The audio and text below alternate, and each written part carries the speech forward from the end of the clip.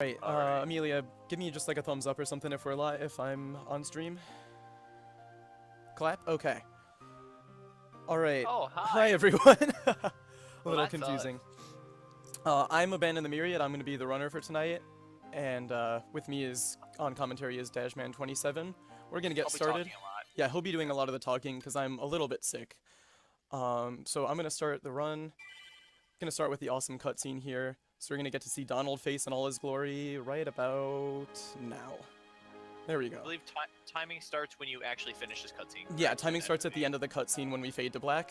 A couple of Okay. just quick prefaces about the run. I have a couple of save states made because Chain of Memories is a really, really RNG heavy game, and I want to make sure that the run is like the best experience for you guys as possible.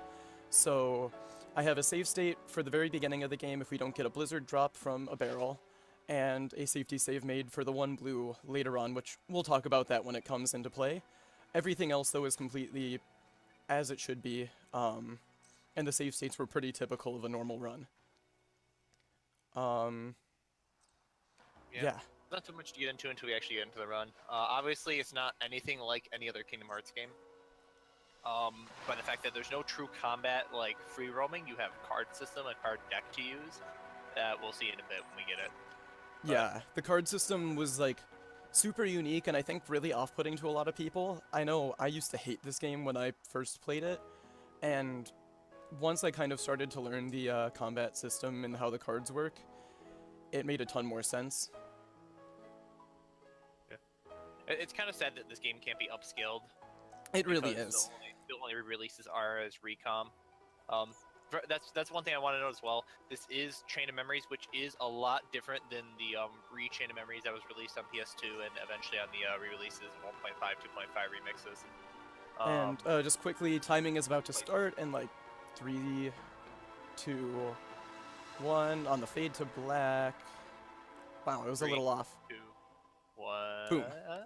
Eventually. And so I'm holding start to skip all these cutscenes and just mash through the text. This is a pretty vanilla tutorial just explaining this is how you use cards, this is how you move in combat, and you can get friend cards. Those are the big things that he talks about. Essentially, the basics are each card is numbered from 0 to 9 with increasing value, similar to like a card deck with 9 beating cards below it, etc. With 0 being essentially a trump card that beats any other card, but is also broken by any card. Yep. A higher card played on a lower card will break that card, which means it can't be used anymore in that battle by that person, unless you use specific items. So right now he's just kind of individually hitting here because it's faster than using a full combo. Yeah, to get rid of enough cards. The lag at the end of the combo makes it really slow to use full combos through the tutorial. It's not a significant difference, it's like maybe 1 or 2 seconds on average, but it's enough that it kind of annoys me to have. That tutorial right there is just telling him how to reload his deck. Essentially you have to hold the A button on that little black card with a number on it, and the number on it determines how many times you have to fill up that bar before your deck fully reloads with the cards you have left. Ways you lose cards in this game are if any card is broken, it is gone, unless you use an item to bring it back, or if you use it in a slate, the first card of that slate is gone, and we'll explain slates a bit later as we get into them, which isn't for a while, but Actually, we won't have too many slights over the course of the run, other than just stocking cards and using them for combos, but yeah, they are very overpowered. So in here, I'm going to do a quick thing where I have to talk to the save point, and as soon as I interact with the save point, I start walking away. So we did not get the blizzard, so I will have to use the save state, so I guess it's a good thing I have it for safety. So I'll use it as soon as I finish this shadow fight and get to the door. That's kind of where I made the save state. Essentially, you reset to get a blizzard card out of that to make really game a lot easier. Yeah, having a second blizzard for grinding is a lot faster. So we're just going to walk right here, and then I'm going to load the save state. There we go. Oh wow, good RNG, dude. You got the blizzard, nice. And so now I'm going to quickly do a menu where I remove the low value attack cards, make room for 2 blizzards at the front of my deck. Oops, a little sloppy there. And we're going to add the second blizzard in. Hey, there, what do you know? We got the second blizzard. Clean this up and wait for enemies. So right now he's just kind of grinding early on to kind of get map cards to use. How map cards work, essentially, they're separate from any battle cards. As you see there, it's a 0 green card. every door has a certain value on it. And once you play a map card, the next room, all the doors in that room will have the value you played to get into that room plus 1. So if he plays a 5 going into the next room, it'll have 6 on all the doors in that room until you reach 9, in which it resets to 0. The other kind of map cards we need, there's specific ones we need for endgame, which includes a 1 blue and I believe is it a 3 red? Yeah, 3 red. Those we won't worry about. The 1 blue we'll worry about pretty early, but the 3 red we won't worry about, because reds are really common and we grind here in Traverse Town, and reds are one of the only cards you can get in Traverse Town. The only other use of map cards is on certain story doors, I believe we call them, Yeah. where there's 2 to 3 per stage or per level, which are predetermined, in which he has to play a special golden card that either has a key, a heart, or a heartless symbol on it that usually triggers a story event or a boss fight. On top of those doors, there's set values that you need to pay for those doors, which are always predetermined as well. Yeah, they're predetermined by the floor too, so it's not It's not by the world, it's by the floor he is on. yes, so if I'm on floor 3, no matter what the world is, I'm always going to have to use the same cards, and the layout for the floor will always look the same. So here I'm using a Teeming Darkness. Teeming Darknesses are the best place to farm with the 2 Blizzard farming. If I just had a 1 Blizzard and we're doing a less optimal route, I would use probably Tranquil Darknesses still, but we have Teeming Darknesses as an option, and it's so much faster, because you get 8 map cards per room, and it's a large room with tons of object triggers to hit. By comparison, Tranquil Darknesses, I think you get 4 map cards, 4 or 5. And it's a smaller room, so fewer object triggers. Yeah, right now he's just looking to take basically every battle in the room, regardless of what they are. Later on he'll be a little bit more selective which the battles he takes, based off patterns, I believe. Later on we won't be taking many battles in rooms in general. But The things we're going to be looking for here, other than just good map card drops, we want a pretty good spread of values and color. We want to see a blue Rhapsody enemy card drop, and we want a red Nocturne enemy card at some point as well, although that's not as urgent right now. so what enemy cards do is they play just like your regular cards, but they're in a separate deck when you press select, which brings up they're heartless black colored cards which have certain effects based off the heartless they're for. You get one for every boss you beat, and you can get some as random drops from enemies. We don't want to see one from any enemies that aren't Nocturnes, because what the Nocturnes do is they increase your blizzard or fire damage by 1.5 times depending on the one you have, for I believe 1 reload. For 1 reload, yeah. The other enemy cards we'll be using throughout the run are Hades for Berserk, which we'll get to later, Berserk and Overdrive. Overdrive comes from Dragon Mal. Parasite Cage, which will reset any enemies, gosh, I'm at a loss for words at the moment. Any enemy card that they use, like if an enemy uses Blizzard Boost or something. And we'll use Riku Replica at the very end of the game for Slight Lock. Hopefully that won't be as big of an issue, though. To answer your question, I believe Abandon uses, actually, funny enough, a SNES controller. Yes, I am controlling with a SNES controller on an emulator. Just because I do not have a Game Boy player, so it's really hard to broadcast the game if I'm not on an emulator. This game is emulator allowed, by the way. Yes, this is one of the only games in the community that allows for emulator. One of the few. It is no turbo, obviously, because that would be cheating, and no, like, manipulation of RNG, but or save state usage, but it other is than in today's run. And so this is the worst encounter. I'm kind of surprised we haven't gotten this yet. This is called the Sandwich, because the enemies sandwich you at the beginning, and it can be a really big troll. And on top of that, enemies spawn in 3 different waves here, compared to every other one, they spawn in 2 waves. So it's kind of a frustrating thing. That's really nice. Oh man, a 3rd Blizzard. An extra blizzard just from a lamp, that's actually really good. Yeah, we want to see at least 3 Blizzards and a blue Nocturne, blue Rhapsody before leaving here. That's kind of ideal RNG. If we get a 4th Blizzard, it's really good as well. So you'll see him running around these rooms hitting all these triggers that drop orbs. He needs Muggle points to shop later on, is what he's looking for, which are the red orbs that drop. And he always likes extra cards, such as Blizzard cards and other things. And good attack cards. Any kind of Keyblade or... High attack. High attack. Or no, high, oh, another Blizzard. Wow. Another one. Wow, this is a god save, dude. I'm a little mad that they're such low value, but I can't complain there. Higher value is almost always better. It does increase the cost of the deck, though, which can be frustrating, so I will add that in as well immediately. I did not get a 0 Teeming Darkness, and since I used a 9 here, I'm just going to use this 0 Tranquil to reset it. And we'll just probably have to do 1 extra Tranquil Darkness of farming or something. So when you mentioned cost about decks here, what he's talking about is CP, which are card points. You have a certain amount of points you're allowed to spend essentially on these cards, which have different values based off how good the card is. So a Kingdom Key is one of the lower value cards because it's a weak Keyblade, so it does less damage. Whereas Magics and certain character cards like Cloud and Dumbo and all those things cost a lot more CP than other cards to put in your deck.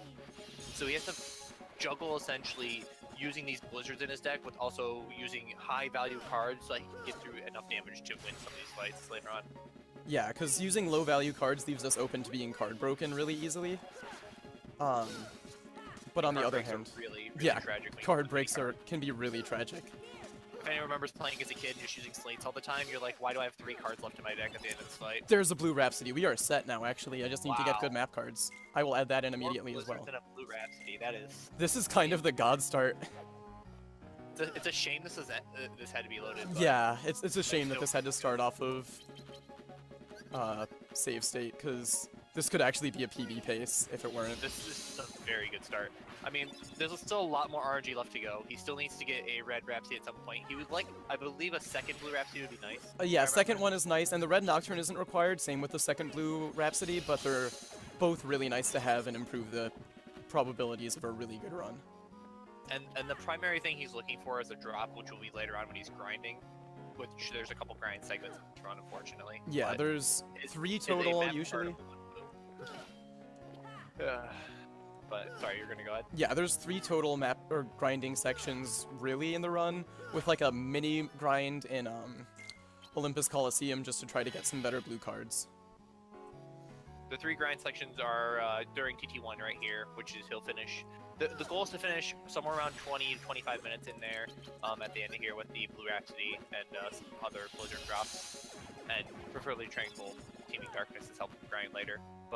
And then the next time won't be till after Larxene, the first time I believe we fight her. Yep. After Larxene, we... oh, that was a mistake. I'm just gonna do this. I didn't think this encounter through. Yeah, we'll farm after Larxene, back in TT, and then we'll farm after Twilight Town, again back here. That's just because this is the easiest place to farm later, because after Larxene we get Thundaga, and Thundaga just makes farming instantaneous. Oops. That's fine. Using blizzards there did not matter. The idea is to get enough map cards here to get him through the first couple phases until he gets to the next grind segment as well. What it allows him to do is just kind of go from door to door to door to door to door, moving through worlds really quickly just to get to the boss fights essentially, which are where his major experience comes from because bosses still drop XP in this game, and they drop a lot of it. Yeah, they drop a whole lot of experience in this game. And most of the levels here you'll see me taking CP. I will never take a slight on a level up because slights only get good later on. Like, beyond the bounds of a normal speedrun. We don't really need them. There's a second Blue Rhapsody. Holy crud. Okay. Wow, this run is actually absurd. Yeah. After I hit level 8, I will take 2 levels of HP to get up to 110, and then I'll stay at 110 until around Ursula. And that's to set up for Berserk strats later on. Yeah, this is actually like, if he managed to steal 1 blue somewhere here, this would have been the god run. Yeah. Okay, at this point the third Blue Rhapsody is unnecessary. Wow, it's really... That's just throwing insult in. It's there. almost insulting because of the number of runs I've had where I just haven't gotten a Blue Rhapsody, but... 2 battles in a row, though, that's actually... really funny. That's just brutal. Oh.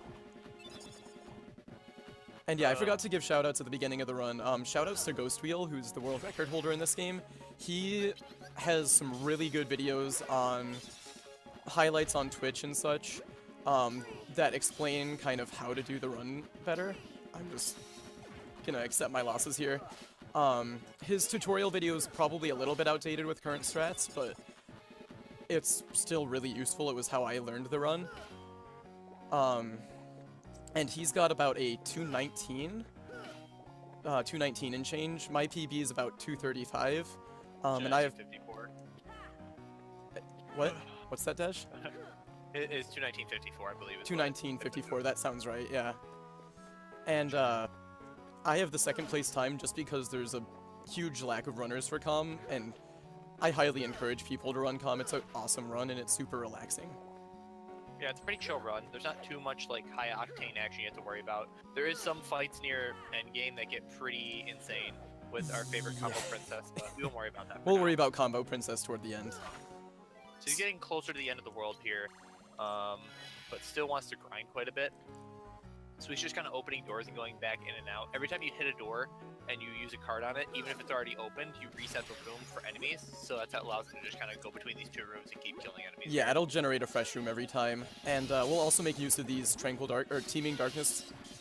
Wow, I'm not paying attention to my cards in my deck. Too many blizzards. Yeah, too many blizzards. I'm so not used to it. We'll use these Teeming Darknesses to get more object triggers, like I said earlier, but after using event doors, the object triggers reset, which was kind of a recent discovery by looking at the RAM. There's this thing called like object trigger decay, which makes it so that after you hit an object trigger and exit and re-enter the room, you get lower and lower probabilities of something good dropping, whether it be a card or a Moogle points or anything, HP. Eventually you'll just drain it down to 0 drops at all, but using special doors like the Key to Beginnings door and such resets that value back to the initial value. Oh man. So in the simplified version of that, essentially he's gonna jump on all these event triggers to try to get as many Moogle points and cards as he can. And as he notices it starts getting less and less, he'll just use one of the special gold cards for the story doors and then reset that value so he gets more again. Actually, every room has a fresh value, so every time I open a new room, it'll have a reset value. It'll have like a fresh, high RNG kind of situation, but I'll use the to reset the floor. To reset the the whole floor, and then I'll probably, on my way back through the rooms, I'll just hit the object triggers, open the doors, and keep going, and not worry about fighting more enemies.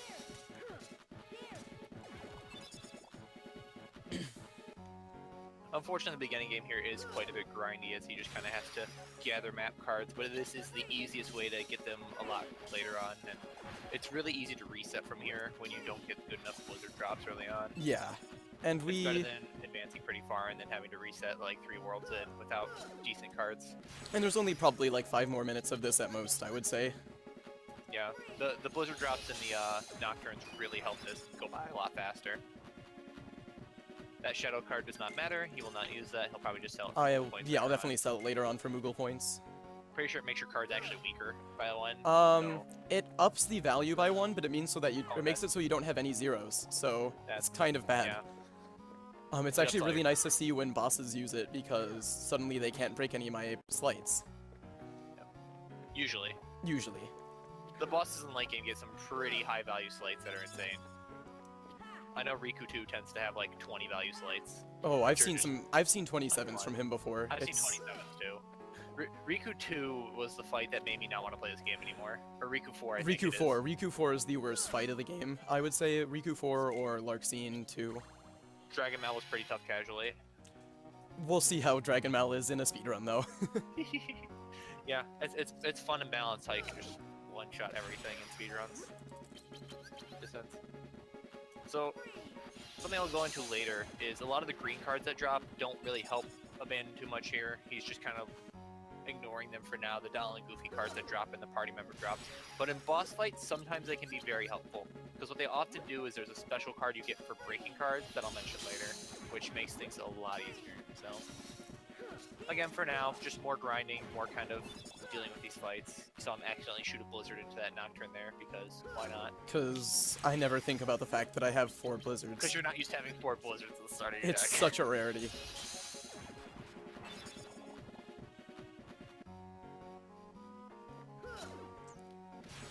I don't even know what Dragon... I think it gives you a platform. Yeah, her gimmick card gives you like a couple of platforms to go in on her face with. Okay. Premium cards are something we don't have to worry about usually in the run. What they do is they're essentially like a one-time use card that are really cheap to put in your deck, but whenever you use them, they are considered broken, even if they aren't broken. So they're really good for starting slights, which would break the card anyways. But premium cards in general are tended to be avoided because they're actually pretty high value to sell, I believe, at local shops. They are, yeah, and they're not that big of a deal either because what am I doing? I waited there for no reason.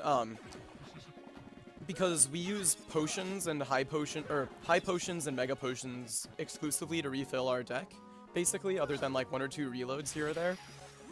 Using premium cards doesn't matter that much because high potions and mega potions will refresh them, but I don't like to use premium cards as much as possible because they're just a little bit frustrating to have. Yeah.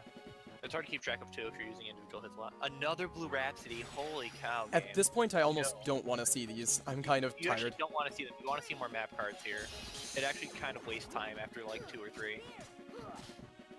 Usually it's a waste of time after 2. It gets to a point where you're not going to use more than 2 and 3. That's number 5. Fight, so. Wow, what is this? This game is insulting me. Seed, dude.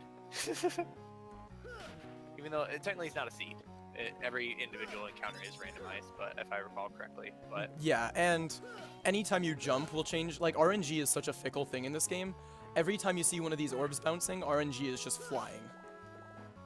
And that's every single one of those little orbs that bounce. And like cards, EXP orbs, like there's a whole lot of RNG that goes on in this. The only like consistent-ish way to manipulate RNG is by jumping. And even then I'm not sure if that does much. Is that 6 Blue Rhapsodies now you got? Or 5. So I'm gonna use this store now to reset these object triggers and kind of make my way back through. I should be good on map cards. I'm gonna be a little slow here and I'm gonna observe my deck. I might need to get a couple more. Holy crud, I got 6 4 Feebles there. I'm gonna use that here then. I probably will do one more room of farming just for safety. So what he's doing when he's looking at some of these doors is he's running through his cards to make sure the cards he have are sufficient for what he's going to need later on. He does a couple times you'll see Abandon run through his deck of map cards just to see what he has first of all before actually advancing.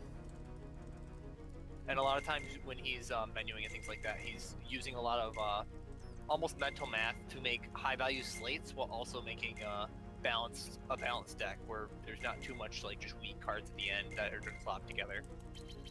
With also balancing slates with individual combos, with items, with just a whole lot of other things, and making sure his CP is not going over cap. So yeah, sometimes I don't pay too much attention to CP and I just accept that my CP might go over and I'll have to cut a couple of things out, but I try to avoid that situation as much as possible.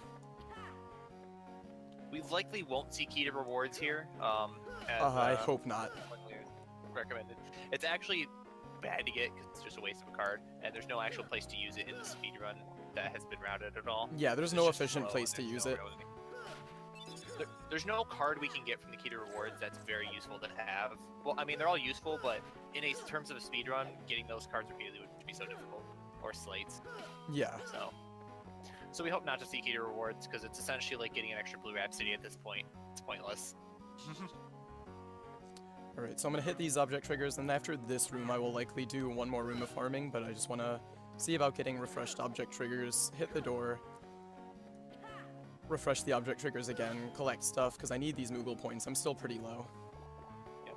He's been getting a lot of map cards, it looks like, and item cards. Which he will be selling quite a bit of these for Moogle points later on, I believe. Yes. And I would like to see a couple better Kingdom Keys. That might be a good one. That's a 0. I will add that in immediately. Speaking of. Hey game, can you give me this card? Clink, there it is. Sometimes that happens, and sometimes the game is like, absolutely not, you'll never see this card again. Yep. I mean, some runs you'll get the 1 blue while you're grinding in Traverse Town 1. Sometimes you won't get the 1 blue for 2 hours. You won't get it in Traverse Town 1 because you can't get blue cards here, but... Really? No, yeah, Traverse Town is the only place that you can't get blue cards, to my knowledge. Oh, I'd be selling.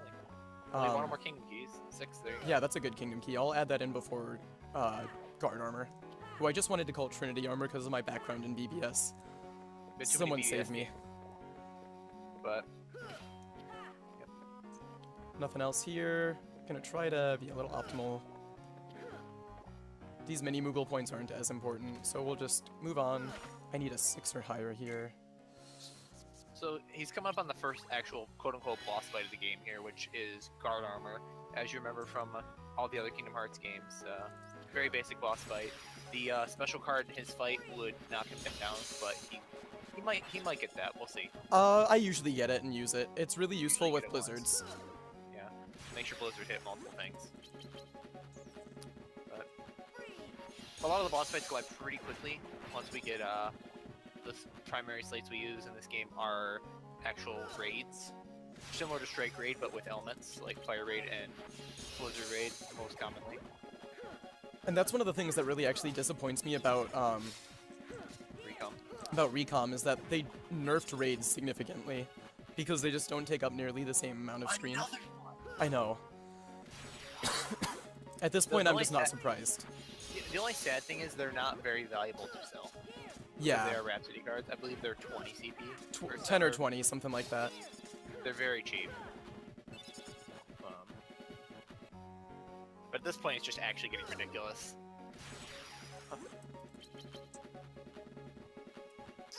I believe as we put it in speedrunning terms, Marathon Luck, OP. Marathon Luck is either incredible or horrible, and it looks like we're getting the incredible side. If only. If only this wasn't a save load. I know. Alright, so I'm gonna change my deck just a little bit, remove that 3, add the 6 in, then I'll add a second blue Rhapsody. And Let's be honest, Donald cards are probably worthless. That should be it, so now we're gonna open the door. I need any green. I'm gonna use one that I have a duplicate of, so I'm gonna use that 4 for a nice middle value.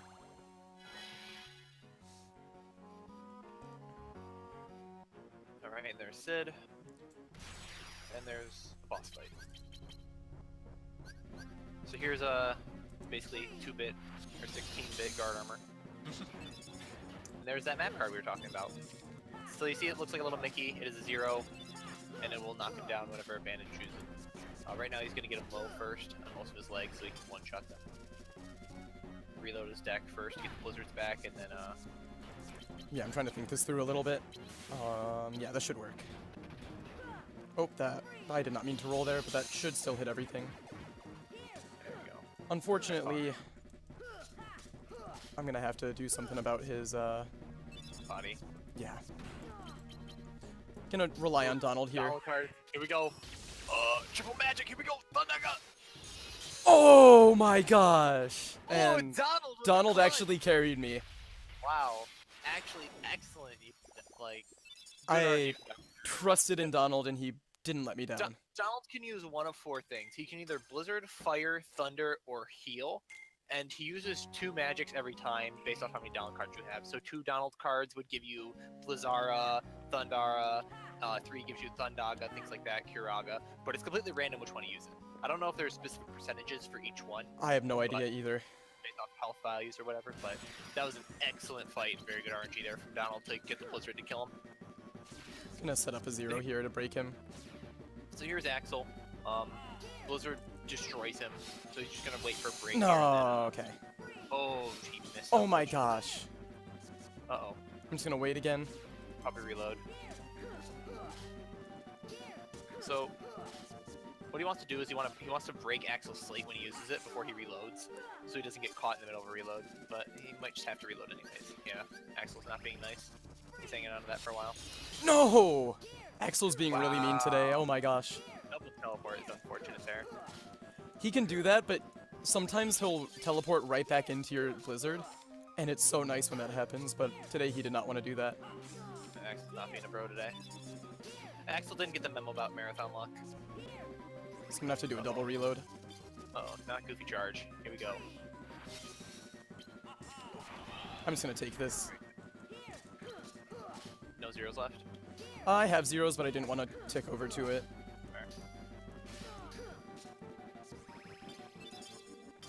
Put the 7 cure in there, get that 11 Goofy Charge. Oh, no! Yes, Goofy! Now, Donald, be good. Goofy, oh!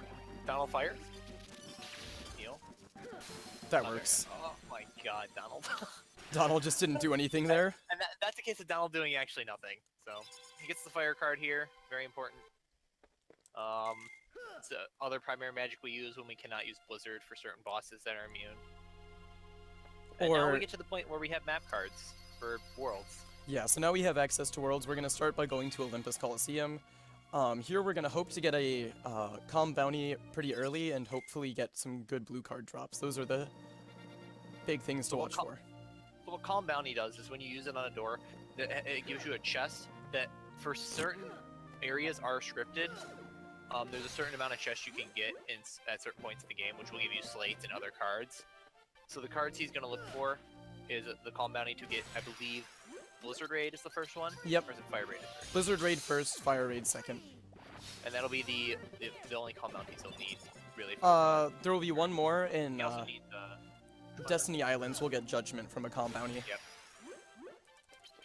Judgment just obliterates Darkside, Yep. I believe. Yeah. And then we'll need 2 more generic blue cards. I'm trying to think. And then a Moogle card of any kind of value and the 1 blue. Does this game have difficulty? No, it does not have difficulty. Yeah, so it's also proud any percent at the same time. I didn't think so, but... So like he said, he couldn't get any blue cards in Traverse Town, so he does have to grind a little bit here to get that calm bounty, because he really does need these raids, especially for Hades.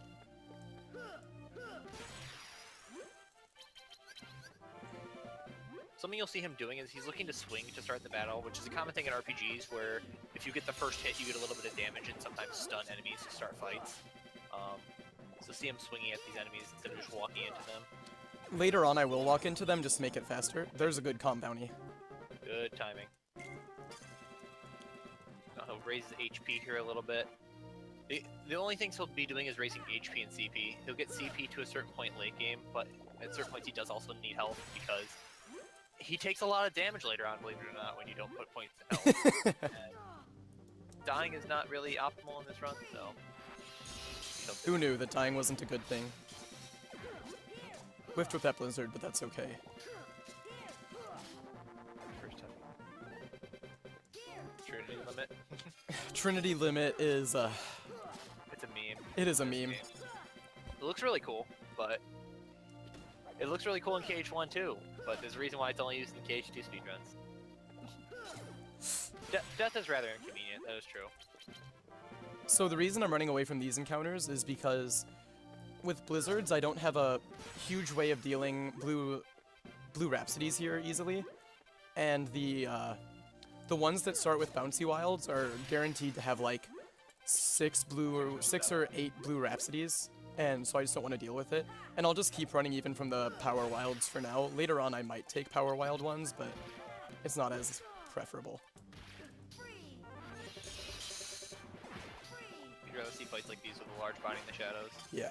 The fights themselves don't matter for the cards that drop. The only thing that would matter for is enemy cards, which drop based off the last enemy you kill. Something we forgot to mention earlier, but is not really important right now. We'll advance here a little bit. He won't be grinding nearly as much in the rest of the worlds up until Wonderland. Wonderland I'll grind for a couple of rooms. That's where I have my second save state made for the 1 blue. If I don't have the 1 blue by then, I really hope I don't have to use it, but it's a possible necessary thing to use, and... You would have made a later save for it. Yeah, I made a save for it for a reason. I've had runs that have literally gone from sub 3 potential to 5 hours because of the 1 blue. And the reason why we're talking about this 1 blue is if it's this ungodly card is because you need a 1 blue and a 3 red specifically to open a story door late in the game. The last story door of the game. The last one, actually. So through the entire game, he needs to get just one blue card, and he gets a 3 red, I believe, just to begin with. 3 bloods are really easy to get. It's very ironic that he needs a 1 blue as well, because the game gives you one. At the very However, beginning. You have to use it early on. At the very beginning of the game, it gives you a 1 blue, which you have to use, and it's the 1 card you need at the end. Which is smart game design, really cool idea, but terrible for speedrunning, because RNG is... It's a true nemesis of us. It's a cruel mistress. So that's a premium room card. Every time you win a battle, you will get a premium roulette, which we do not like to do. I'll just use my premium room here because I don't want to have that cluttering my maps. Well, actually no. Is it premium room? No, roulette rooms are different. Roulette rooms are different. I don't think I've... They're not in this game. Yeah, I don't think they're in this game, or if they are, they're only late game. Those were Recom exclusive, I remember. So we've got Blizzard Raid, so we're gonna edit our deck now. So what Blizzard Raid does, it's the first light we use. When you use a Blizzard card followed by 2 Keyblade cards, it gives you Blizzard Raid, which Sora throws his Keyblade and it comes back to him like Strike Raid does in the original games. However, with Blizzard magic affected. So the reason why this card in this slate is so good in COM is because the game is 2D and played on a 2D plane. When he throws the Blizzard Raid, it has a chance to hit, I believe, up to 6 to 8 times. Usually you get 3 or 4 times. In Captain Hook, it can hit, like if the enemy is moving, you can hit. I've seen like 9 hit raids. We're gonna get a 4 hit raid here. Another one will kill him. So you see how he gets hit 4 times there, and that's the optimal strategy to get him twice with 4 raids. I remember when I played this game, I always used the Cloud card because he was busted. Oh, unfortunately got a 3 raid there, so I'll have to throw 1 more here. There we go. As you see, that just melts through health bars, especially when you're fighting bosses that are susceptible to Blizzard or magic, such as Axel. It just obliterates them. Yeah. It hits them multiple times. And that's gonna be our primary way to deal with bosses in the game. And the Blizzard Boost enemy cards makes it significantly better, because it's a 50% damage increase. So, like Hades, we're gonna see at the end of this world. He will die in 6 hits with a boosted raid, where he would normally die with 9. When do you set up the Berserk deck? Is that in Agrabah? It's in Halloweentown. Okay, I'll worry about it then. Yeah. Essentially, he'll be running 2 primary decks in this game. One will be the raid deck, as you see, with a bunch of raids like that. And then he'll have a deck that's called the Berserk deck that we'll get into later on when he actually has to use it. Now he wants to leave here. Another bad room fight, so he's just gonna keep moving through, breaking some of these. Yeah, we'll mostly only break barrels after this world for object triggers, because they can give map cards or just hold really good value in them. But until then, I'm gonna break just about every object trigger just to try to get any good last-minute cards to add to my deck.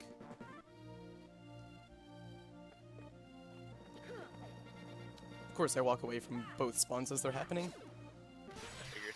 You can only get so much good RNG this game. Oh, this is a good encounter. Okay.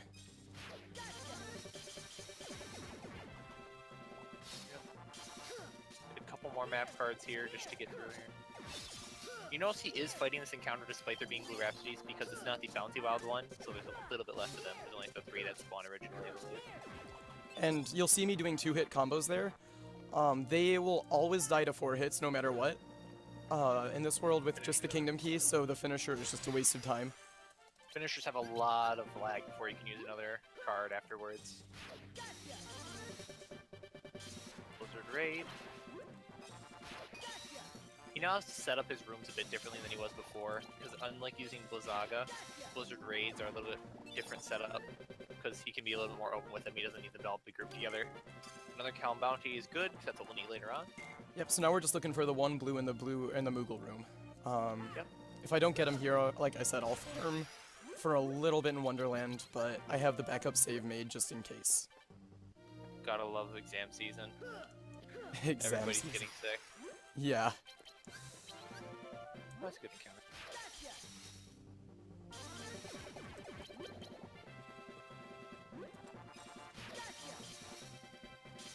Once he gets through Wonderland, however, he will start just flying through these rooms, just trying to get to the end. There's the Muggle room. Yep, so now we just need to see the 1 blue, and we're not likely to see it here. The Muggle room comes in handy at Agrabah, where he's going to be searching for certain cards, but until then, it's good to hang on to that. Especially with the 0, makes it guarantee that we'll be able to enter the Muggle room when he pleases. Yeah, I won't need to worry about managing my cards in Agrabah now in terms of order, because the 0 will always reset the count. 0 works on any door. Yep. That is not a bot or a special door. A boss door, yeah. Your cards. It can activate as any card between 0 or 9 as a replacement. And then it'll reset the count on the doors too. Alright, so we've got Hades here. Yeah. pretty standard strategy here of just... Believe it or not, the fire guy is weak to ice, so Blizzard Raid hurts a lot. And I'm okay with 2-hit raids here, because... Hades moves around quite a bit. Getting 3 hits is pretty good. He broke that one, but that's... I almost had a 4-hit raid there if I actually needed it, but... Yeah, he didn't break you. I didn't really need it, so it wasn't a big deal. Still a pretty good fight. He'll jump to grab the Hades card a little bit quicker, instead of letting it fall to the floor. And now we'll just get out of here and we'll move on to Monstro. Yeah, raids in general are broken. It's not just the properties of them. It's just Fire and Blizzard are the 2 bounty cards you can get early on. So we use those primarily. Plus, yeah. Thunder cards are very expensive for your deck. So here he's on the 3rd floor, which I believe is Wonderland? Monstro. Monstro, then Wonderland. Monstro is my biggest nemesis because of Parasite Cage. We'll see how the fight goes, but it can go really badly sometimes. I'm just praying for that one blue right now. Ghost and I have a theory that that the emulator version might do something weird with the HP because you're raiding him while he's off screen. It might do something weird where it just doesn't register some of the damage until you get him on screen. But I'm not certain on that. So now this is one of the worlds where he'll just kind of fly through to get to the story doors. Something we mentioned earlier that I'm going to reiterate here is all these rooms, he knows exactly which doors he needs to go through at which times because these floors are all scripted. They all have the same layout based off the floor. So floor 3, no matter which world card you use, whether it's Acre or Monstro, has the same layout of rooms and the overall map. However, obviously it's going to look differently based off the world you choose. Yeah, and the rooms themselves will be shaped differently, but it's a kind of moot point there. Every room is generated based off the card you use on it. So the different red cards, the different blue cards create different types of rooms for them. However, the layout of the entire map is the same. So here, I believe he got his 2nd raid, the fire raid with Calm Bounty. And that's it for the needed Calm Bounty rooms. Until we need to get to Judgment. Until way later on for Judgment, which is a Destiny Island one? Yes. Yeah. So now he's Fire Raid and Blizzard Raid. Throw those in the deck. Blizzard Boost, powerful card. And I believe the map card he used here was... Martial Waking, just to get it out of my deck. Yeah. Map cards do have certain effects on the rooms. The one you just picked up, Stagnant Space, makes them slightly weaker. Or there's half, like, room size. They move really slowly or something like that. And the room is really weird for Stagnant Space, so I never like to use that as a map card. He'll use certain map cards which also affect the room sizes as well. As you see when like he pilots a card for a brief second. I don't think it shows it in this game, but each card has a certain room size and like a number of enemies spawned in the room based off the card he plays. So he wants the smaller rooms to traverse through, but he also wants the more enemy rooms to grind in later on. So it's not as big of a deal in Com as it is in Recom, due to the rooms being absolutely massive in Recom. So now we've got Parasite Cage. We're going to start off with the Fire Raid. Sorry, I'm interrupting, but... No, go ahead. The Fire Raid will make it so that we can, in theory... Oh, we didn't. That's interesting. We can, in theory, get the trick card there, but I guess it didn't want to work. So that was interesting that that happened, but now we're just going to raid here. I've actually got a really good spot, so if I can stay right here... Oh, that happens. Yep, if he gets hit and takes damage, the raid ends. As if he got broken, fortunately. So I'm going to stand on this platform and throw. Hopefully I get more than a 2-hit raid. Oh, that's a 2-hit raid. Oh well. I saw 3 hits. But as you can see, he's actually taken a good deal of damage this time, so... We're going to see if Donald will be nice and do some good damage, and this way we can't be broken. Magic does pretty good damage here. Give you health. And he got me the trick card, which I don't really need, but that worked. Yep, trick card looks really nice in your deck after you beat the boss, but And of course these experience orbs are going behind him, but that gotta wait works. for them to come to him. You do have to collect them or let them fade away before the fight will end, so he just grabs them all usually in bosses. Yeah, I try to grab them as quickly as possible. And so I'm gonna quickly add Cloud to my deck. There's another Blizzard, that's really nice, but I don't need it right now. Actually, I will replace one of these. God, dude. Gonna throw a Cloud on at the end to make this encounter a little bit faster, hopefully, and a little bit more consistent. Cloud can really help you out here by just obliterating Heartless. As you'd expect from your giant sword-wielding friend. So here what he needs to do is he needs to kill enough Heartless to get Monstro to essentially split up the party. And raids kind of make them not exist anymore, so... A weird bug, though, is that dying Heartless only count up to like 4, so we don't want to kill too many of them at the same time, so I'm actually doing this a little bit unoptimally at the moment, just by some bad luck. It's usually better to just kill like 3 at a time.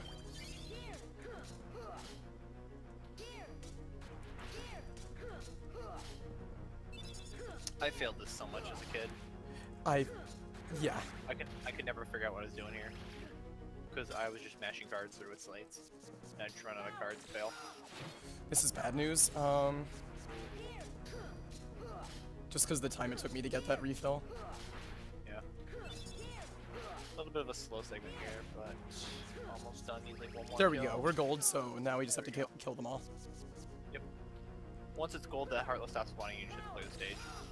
Heartless will also stop spawning at a certain point. I don't know exactly how many Heartless or how many waves will spawn, but that can be a majorly frustrating thing too, because it can fail the encounter as a result. And we get the Dumbo summon card. We'll only ever see that this one time. We'll never use it again. We'll see it in his deck management, as it just sits there doing nothing. Basically. So now we're on to Wonderland, so like I said, since we haven't gotten the 1 blue, we will do a little bit of grinding. I don't want to spend too much time grinding and worrying about the 1 blue, though. This run is actually pretty reflective of the safety save run that I made the other day. It was almost the same. I had, like, I think 5 blizzards at the end of it, with similar values. So it's actually really fortunate that it worked out this way, with the really good RNG. Something to mention is the reason why he needs to wait to shop as well is because certain cards will not unlock until you beat certain parts of the game and unlock them yourselves. Until you get certain party cards, such as like the Cloud card, he can't get one no matter how many movable shops he goes to beforehand. So he's gonna wait specifically to search for a bunch of high value cards for the first and second Moogle shops, which he usually doesn't. There's only one real Moogle shop done, but it's done in 2 parts. You do it twice in Acre, I believe. Yeah, it's like you do it before fighting Genie Jafar and after fighting Larxene, but it's the same Moogle room, just once for Different cards. yeah, different cards. That was a mistake. I think one's for Thundaga and the other One's for the magic cards, including Thundaga, and one's for the Berserk deck. Can I please? There we go.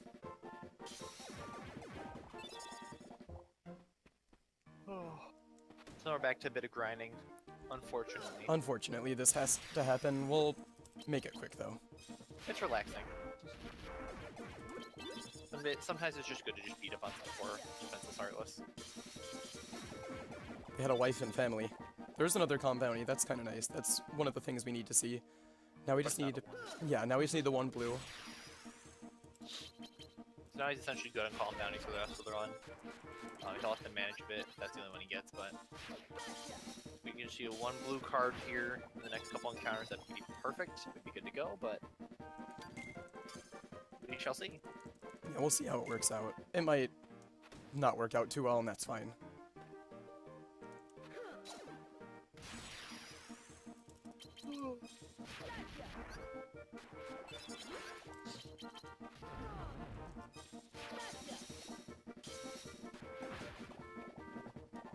Blizzard Raid is very powerful. Yeah, as you see, Blizzard Raid is a good way to farm. Thundaga is an even better way to farm. Thundaga essentially one-shots the whole room with Thunder. So, yeah. He'll be using that back in Traverse Town when he just needs map cards. So he'll just go through there and just obliterate Heartless to get them for endgame.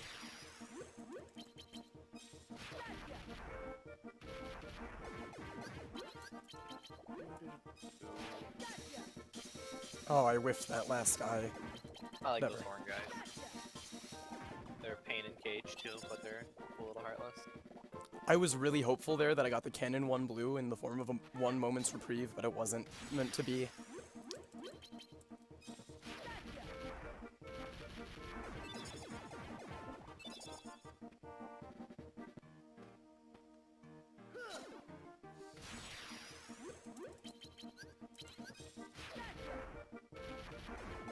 Yeah, but if you guys have any questions in the chat about the run or anything like that, or Oh yeah, I'm glad to answer any questions.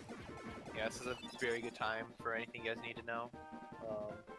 I know a bit about Cage 2 and Cage 1, as those are the games I ran, and Bandon used to run Aqua Beginner. I used to He run likes to basically push all those of thoughts out his mind. PBS. He likes to push those times out of his mind, but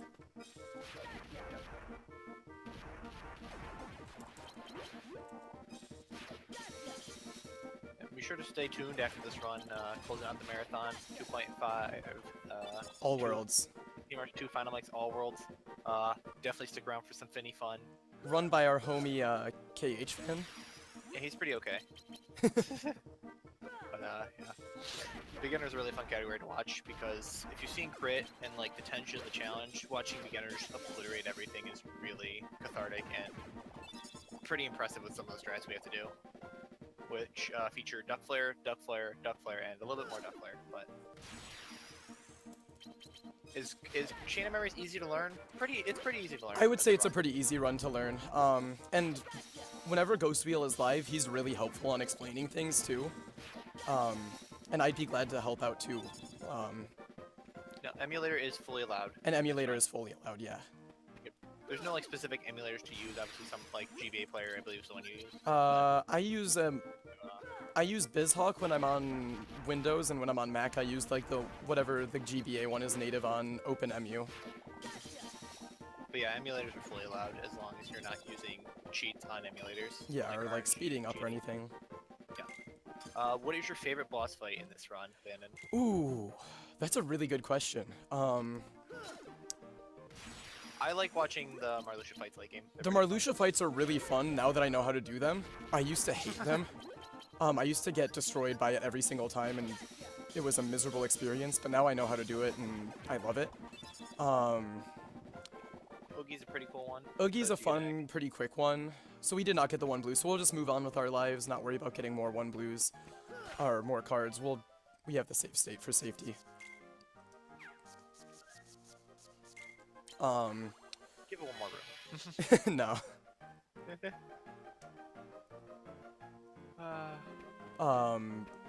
Oh gosh. Favorite boss fight? Dragon Mal is also a really fun one. And Hook can be a ton of fun. When you kill a bunch of enemies in one raid, do you have any idea what order they will die? We don't focus on which order they'll die in. That's specifically early game in trying to get the blue Rhapsodies for early on for Blizzard combos and Blizzard raids. But at this point in the game, he doesn't really care which ones die in which order. He's just trying to kill all the enemies in the room. The order that they will die in, though, is the order that they spawned in. Like if so, whichever enemy spawned first that dies from a raid will be the first one to die. What's the drop rate for 1 blue? Not very high. Not very high. It's like a 5% chance that a 1 is dropped as a map card. Sick raid. Yeah, I know, sick raid. And it's like a 20% chance that you get a blue card, so it's like probably around a 1% chance. But I've had runs where I have maxed out my map card collection multiple times and still not gotten the 1 blue. Yeah. It's just a fact of life. Ooh, in this game or in Kingdom Hearts? Because in Kingdom Hearts, I know my buddy Spoon will say "Working Together" is the best song ever made for battle theme, which is the battle theme only in Yensid's Tower in Twilight Town. In this game, my favorite one is the Atlantica theme. The 8 or 16-bit Under the Sea is one of my favorite things to listen to in this game. Yeah, I don't listen to too much GBA com music, unfortunately. I will listen to the KH2 remix HD version soundtrack on repeat, but I only listen to it when I'm doing the run. Pirates is really good. I'm so happy I get to listen to music now when I do speedruns. Right, yeah, now that you figured out how to make that work. Yeah. It's gonna be so nice. But yeah, Recom's music is pretty good. What? Twisting your words, Spoon, would you like to argue that your favorite song is not working together? Alright, quickly, so we're coming up on Trickmaster. We're gonna basically break all of his attacks other than one specific one, which hopefully we won't get. We got it at the very start. If we break this, he'll just start back up and do it again. But you just stand at his feet and throw raids. The card brings up the table, so you can throw from a higher plane, but we don't need it. The table will make it 3-hit raids. This makes it a 4-hit raid. Oh, we're getting pretty bad RNG on this fight. Walking attack is that a 5-hit raid? No, 4-hit. Is it always 4? Yep. It just looks like it has 5 hits to it. If I stood a little further back, it would be a 3-hit raid, but there's no way to make it a 5-hit raid here. Marluxia was a girl. Yeah, I used to think Marluxia was a girl as a kid Same. as well. The pink hair is just not fair. This is definitely off-putting. As a kid who is not a JRPG player as a child. So I'm about to pull up the last save state here. Goodbye, God tier RNG. Hello, decent RNG. This one also had pretty good RNG. So now we're going into Halloweentown. The first fight of Halloweentown, we're going to take a ton of damage, but not die, and then finish the encounter. It's like kind of an ambush encounter that you have to do at the start of the world, and we take this advantage to get down into critical health range. So this is where he'll use his Berserk deck, which... What Berserk does is, when you are below... which card is it again? Is it Hades? It's Hades, and when you're below 20% health, it'll double your damage output. So essentially he puts himself in critical health here, very close to dying, where a lot of things could 1-2 shot him, and just finish the encounter. And what he wants to do is he wants to avoid a level up. I leveled up. Oh. I didn't realize I was that close.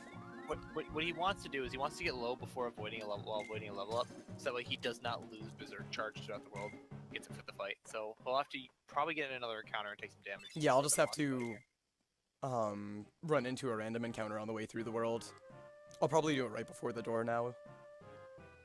Unless I just like get thrown into one because of bad spawns or something. Well, the only reason he's using a save state, normally you would not, you would have to grind for the 1 blue, is to make this a more consistent marathon run for safety reason.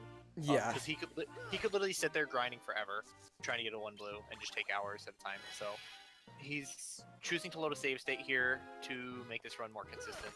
Yeah, I only use the save state here. I was talking with Casa, who was kind of running the whole marathon, about it, and he was like, it's probably better to just have a consistent run with good strats rather than spend the entire time wondering where am I going to get the 1 blue from. I have to refresh myself on what this deck was. 6-5, and we'll use a 6 here. So technically this run is no longer RTA reliable and not allowed to be submitted as a It wouldn't have been from the Blizzard at the beginning, but... Yes. After that point, but... Save states are not allowed in these runs. Now there's RNG manipulation of like coding and things like that, but... For the sake of the marathon, he is choosing to load the 1 blue save in. So yeah, good RNG, got the 1 blue, nice. So I'm gonna use a duplicate here. The 4th Riku fight is the common wall where most people as kids just quit this game. Yeah, Riku 4 is a really frustrating fight, but it's... Once you kind of understand his AI a little bit, it ends up working out pretty well.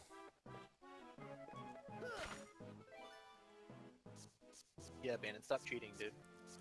I'll try to stop being a filthy cheater.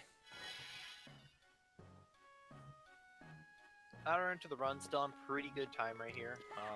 Probably a little bit less than 2 hours. Yeah.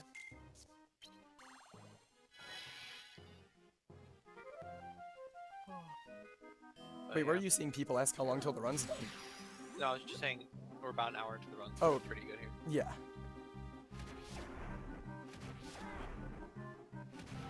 The run doesn't get too scary in terms of fighting until later on in the game. With Larxene 2 is really where it kind of is scary. Would you say she's probably the hardest fight in the game? I would say Larxene 2 is probably the hardest, yeah. So we're gonna make a quick Berserk deck. This is what I like refer to as the mini Berserk deck. We start with some cards that can break 7s, and then we just go combo, combo, and then we throw a potion at the end of it. And of course, to have a Berserk deck, you have to have Berserk. And that should be everything. So now we're going to open the door, get on the floor, everybody walk the dinosaur. This just in, Abandon is going to be banned for that reference. You're getting Ghost Wheel to take out. No. So this is Oogie. What he wants to do is he wants to break Oogie, because that's the only way the gates will lower. And he wants to, preferably getting a map card here would be very nice if he could break the dice. That's what he needs to do. Yeah, getting the gimmick card would be really nice to get here. The gimmick card essentially automatically breaks down the gates. So if he gets it right here, that'd be great, but goofy card. Bit of a tease. I believe he needs to knock him down 2 times to fully kill him. Yep. Did you get 15 hits in here? Yeah, you get 15 in. Similar to the KH1 Or you get fight, 12 in. He throws the potion to refill his deck. None of his cards are broken, and he's just going to continue to break Oogie. Wait a and second. get back up there. Oh, I think I'm in the fake other Berserk. I think I got a glitch. So, there's a thing called fake Berserk that happens where you're not quite at the 20%. Oh, nope. Okay, never mind. I got deceived by the health bar. Berserk, his health bar was just glitched. There is a glitch that can happen, though, where you are in, like, the flashing red health, but not quite at 20% or lower health. And it treats it like you're not in Berserk, even though your health is flashing red. So you'll do normal damage, and it can mess up runs. I've seen it happen. Do you need to heal here, or are you good? What? No, I don't need to heal. Okay. You want to stay in Berserk? I actually don't need to worry about staying in Berserk right now, but... Was it because his health bar looked like it was full? Yeah, because his health bar looked like it was full. I thought for a second, wait, did I get fake Berserk? But now we're good. No. But so as you see with Berserk, unlike a lot of other cards, it's based off the amount of attacks you use as opposed to the reloading mechanic. Because there's two types of ways to make those cards expire. One is through reloading your deck, which some cards will be good for 1 to 2 reloads usually, at most, like the Rhapsody cards, whereas the Berserk card is based off how many attacks you physically use. Every time he presses A to use a card is when it counts, or every 3 per slide, or things like that. So I believe Berserk gives you 30 attacks to play with. Yes, which, 30 attacks. If he takes 30 attacks to finish a fight, he's got a bigger problem than that. That's so true. So I'm not quite at the next level, so I'll have to take an extra fight to level up, and then I don't want to take any other extra encounters after that.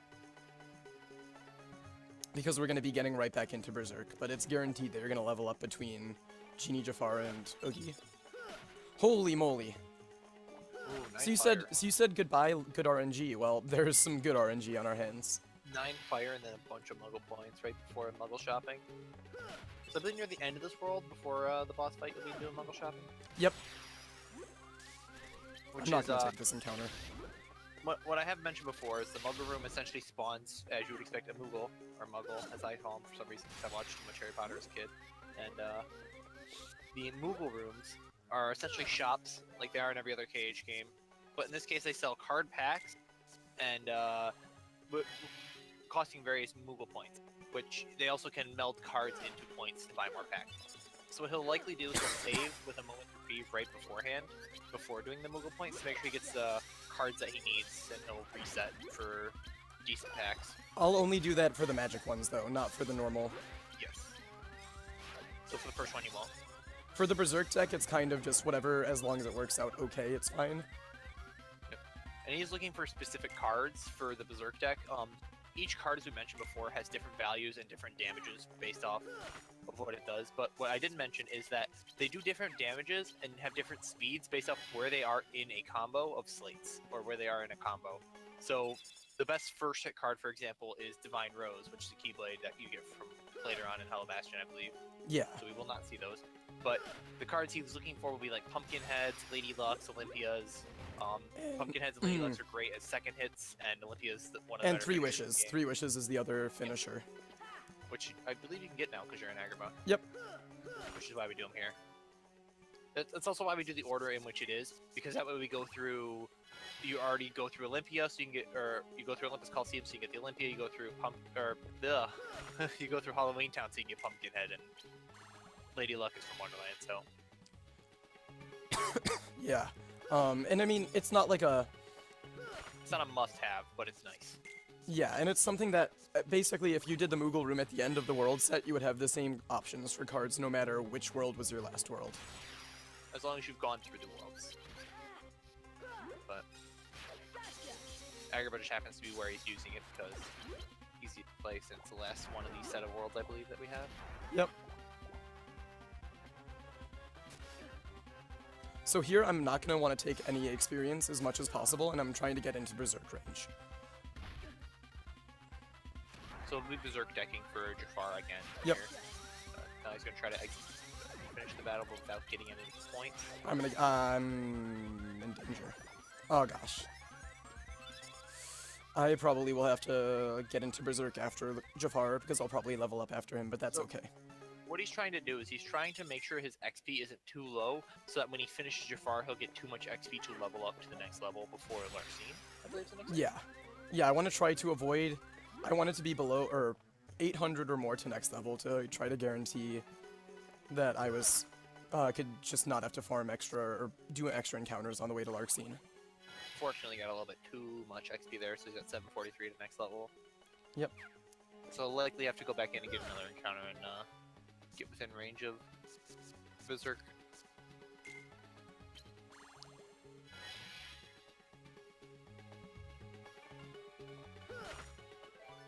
And I do have the one blue. Yes, okay. I just wanted to make sure that I actually remembered correctly.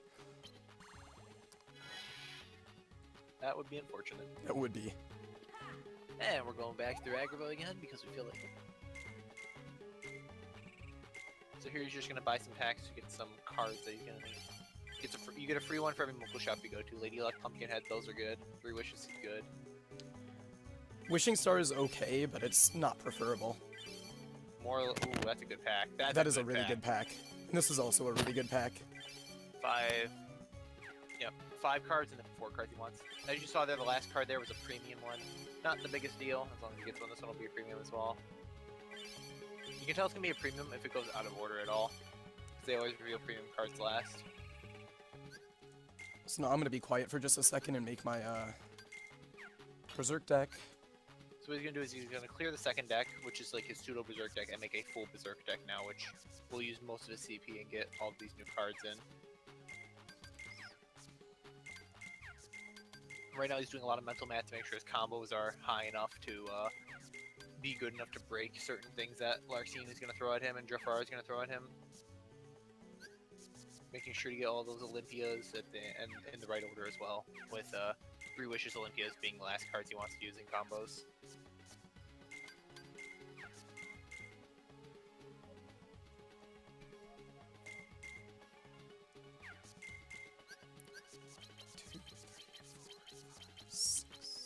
Okay, cool. I have 7 combos worth of stuff here. So now I just want to throw in some starters. So what he did there is he moved all the cards over 1 to make space for the intro cards, which will just be Kingdom Keys as fillers with high value. High to medium value usually. Anything else? He has some zeros in this deck just in case.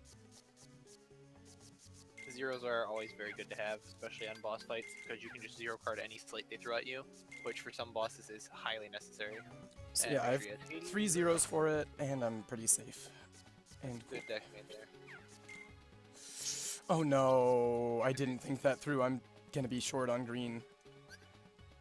Ooh, that ain't good. So I'll have to kill a couple of enemies. Yeah. So right there you see a door that needs a certain amount of cards that are green colored, and Abandon just happened to not have any left. Switch decks. Yep. Yeah, I forgot that I needed to switch decks there. I usually manage my decks pretty well, so I don't have to worry about that, but sometimes it happens, and then I space out on the fact that I need to do that. So now I'm not going to worry about picking up experience, I'm just going to grab it, because it's hard not to. No wonder if you want to just level up and try to get... Oh, okay. Frick. You got a 3 and a 1 for active green, so you need 17 more? Yeah. Okay. Something like that. There's 1, 7, 10.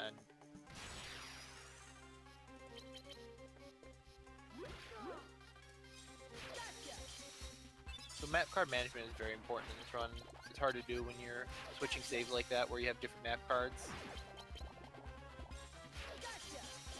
Zeros will break cards, and they'll also they're also breakable. That's kind of the. It's like a. Zeros, they're the strongest and the weakest card in the game. It's like a Joker, in a sense. Yeah, Spoon said it accurately. Actually, let me see. If I can open the door here, I can just get into Berserk, but I might need to use new cards. Nope, I still have the 10. Cool. So I just need to get into Berserk. Because there's only 10 value left, and I have a 7 and a 3, I think. You do. So there's 20 value left. Probably not the best encounter to do it. It works. It's going to be a little scary getting out, but it works. Goodbye. And I am in Berserk range. 21 is fine. Yes. So zeros are both your greatest strength and your biggest weakness. Which makes it such a good card. I just did not think there, and I was like, okay, I should open the door now, but I didn't. I should open the door by pressing circle to leave opening the door. Pressing B, you mean? You know what? I'm used to not playing on a SNES controller. Well, B would also be it for a Game Boy. I know, B does. You know what?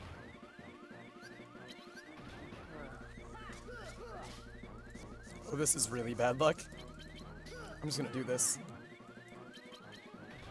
So unfortunately you can't actually hit Jafar, you have to hit the lamp, but because the lamp is over top there, he's having issues locking on, it's hard to hit Iago up there.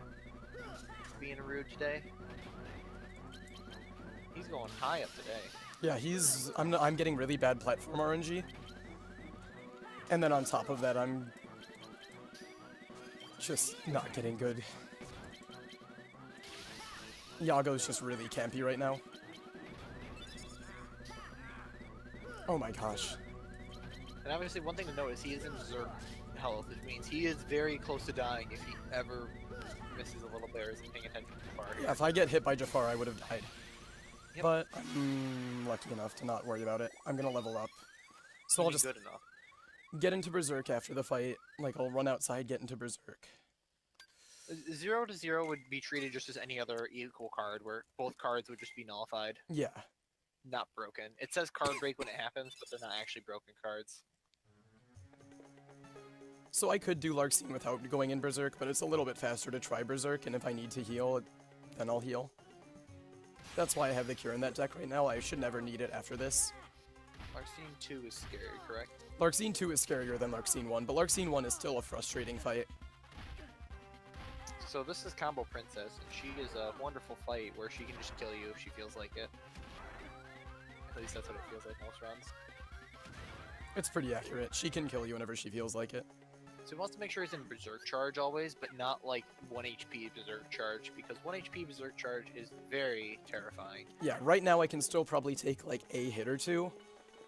If I were lower on health, I would be a little worried. The reason why Larxene is an issue, however, is because she can combo you out of that hit or two, and you can't break her combo. So Yep. get an unskippable cutscene here. Really brief. And then one of the most scary fights of the game early on. You hit there. Lightning Bolt's a scary attack. You can dodge most of her attacks, but she also has pretty high value cards for what Abandon's able to have in his deck at this point. And she's like the first boss that has lights in her deck too, which is like a big ramp in difficulty. Yep. As you can see, she has Lightning Bolt right there prepared, so throwing those. And I believe those might have a chance of stunning you as well. Yep, Lightning Bolt stuns you. And being stunned is basically death. I'm just gonna heal. Ooh, that was scary. Ooh. That was very, very close to dying. She's gonna break me, but that's fine. Or not. He's gonna let you look like an idiot first. So here he's just gonna sacrifice Berserk and just try to finish the fight out. Which still can be scary as he doesn't do too much damage, and she does, so. I believe he slated that cure, so he no longer has it in his deck. Yep. It was a worthwhile gamble. So I can't hit her while she's doing reload. She'll just run away as soon as I start a combo, so I just wait. 2 more hits here will kill her. There we go. First try Larxene is what's important. No deaths, good times, we're good to go. So now we got 2 levels off that. I'm not going to Thank take you, HP yet. Like how Moobot shots at the commentator, but not the runner. I know, right? Good guy, Moobot. Looking out for the little man.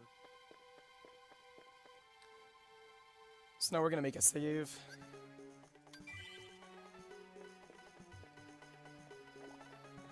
And it's time for Moogle farming. So just to review what my deck has. I have 2 fires, 1, 2, 3, 4, 5 blizzards, so I actually don't need that much. I should be pretty flexible here. I want to see like maybe 2 more fires and a couple of good value blizzards. Those are some low value fires, but we can make them work.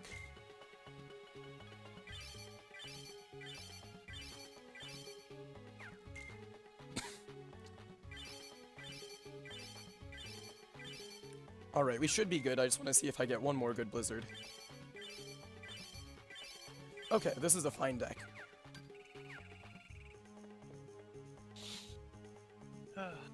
Who is Shion? Shion doesn't exist. That's not a real person. So I'm gonna revamp my blizzard deck, or my raid deck right now. So I'm gonna actually clear it just because, why not? I'm gonna put fires first, for reasons that will be explained later.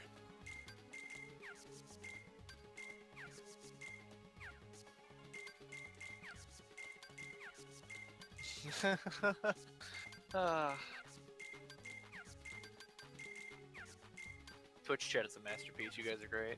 I agree. Twitch chat is wonderful. It can be. It can also just be a cluster of Oh, nonsense.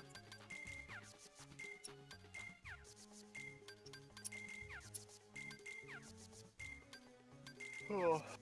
So here Abandon's deck managing, and it doesn't look that fast, but it actually is really quick. So he knows exactly what he's looking for with certain things. That should be good. I'll throw 1 more in. Then we want, just in case. Roxas has different shoes because his feet are too darn big because he Sora's nobody. They didn't have him in his size. They had to order online. I'm gonna have to fix something here. I'll get rid of my last raid.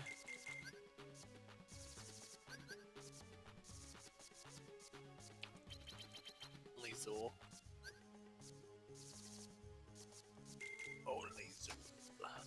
And I'm just gonna hope that I don't need, or that I get a red Nocturne drop, because I also forgot to do the second deck equip, which is the farming deck.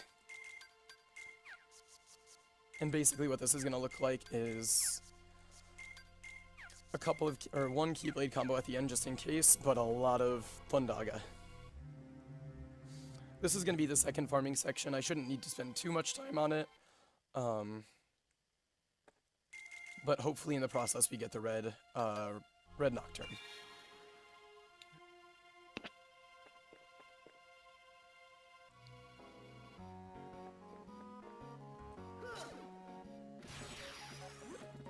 So here's the power of Thundaga.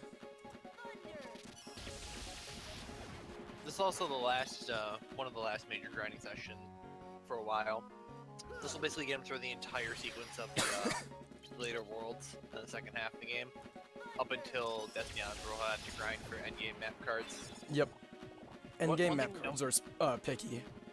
The reason why he doesn't just say, screw it, I'll just grind when I get there, is because later on the fights take very long and have a lot of resistance to magic. Like wizards are invulnerable to all magic types late in the game that you see a lot, and they're just very healthy and hard to kill enemies.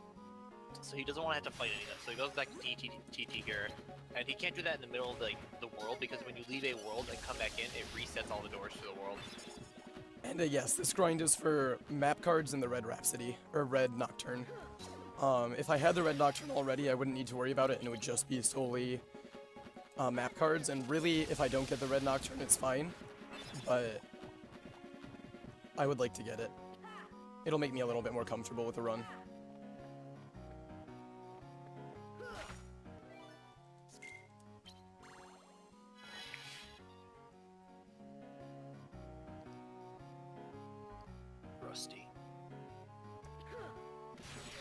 Hi, Russell.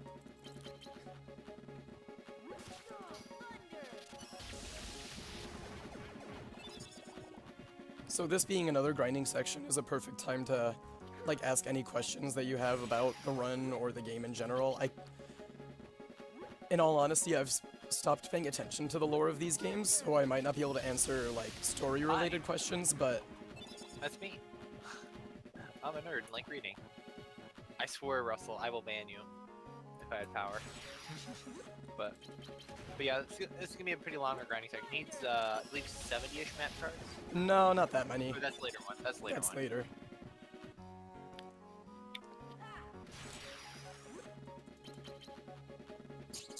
What's the meaning of life? 42. Next question. That's the answer to life. That's not the meaning. Wow, my voice is going. Holy crud. That's the answer to life. That's not the meaning. Sure it is.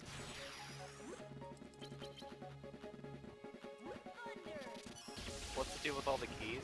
I mean, they open your doors to life, dude. See, keys are what we gamers use to keep ourselves locked up so the world that's scary doesn't come in.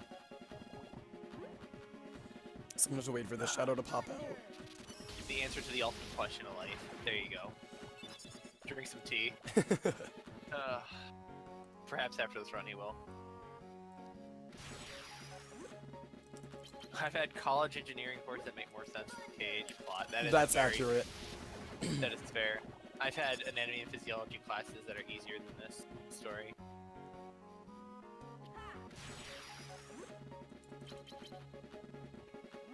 And for those of you that are wondering why the heck everybody's talking about 42 as the meaning of life, just watch or read The Hitchhiker's Guide to the Galaxy, and you will understand. Decent movie, but good book. Aren't Squall and Leon the same person? They are. Squall Lionheart is his full name, That's what I thought. but they abbreviated Leon because, you know, that's cooler than Squall. Squall!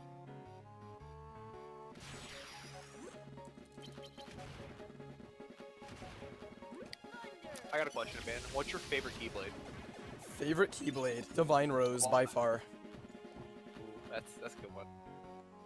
I miss the good old days of Divine Rose in Rose round 1.5.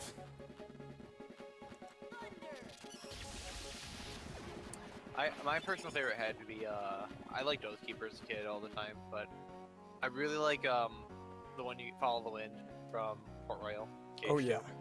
That one looks really cool. There's a lot of really cool looking ones in Cage 2 especially. Oh, absolutely. Kingdom Key itself is a pretty decent design as well. Please, for the love of God, read the book. So much better than Which boss killed the most runs for me on this game? Combo Princess. Either Larxene 2 or Riku 4. The one he just did, or one that's later. No, the second. Larxene 2, not the one I just did. I thought the one you just finished. That's Larxene 1. Really? Yeah, there's no other Larxene so far. I'm losing my mind. You are. Alright, the scary Larxene fight is for later. See, that was Larxene Jr.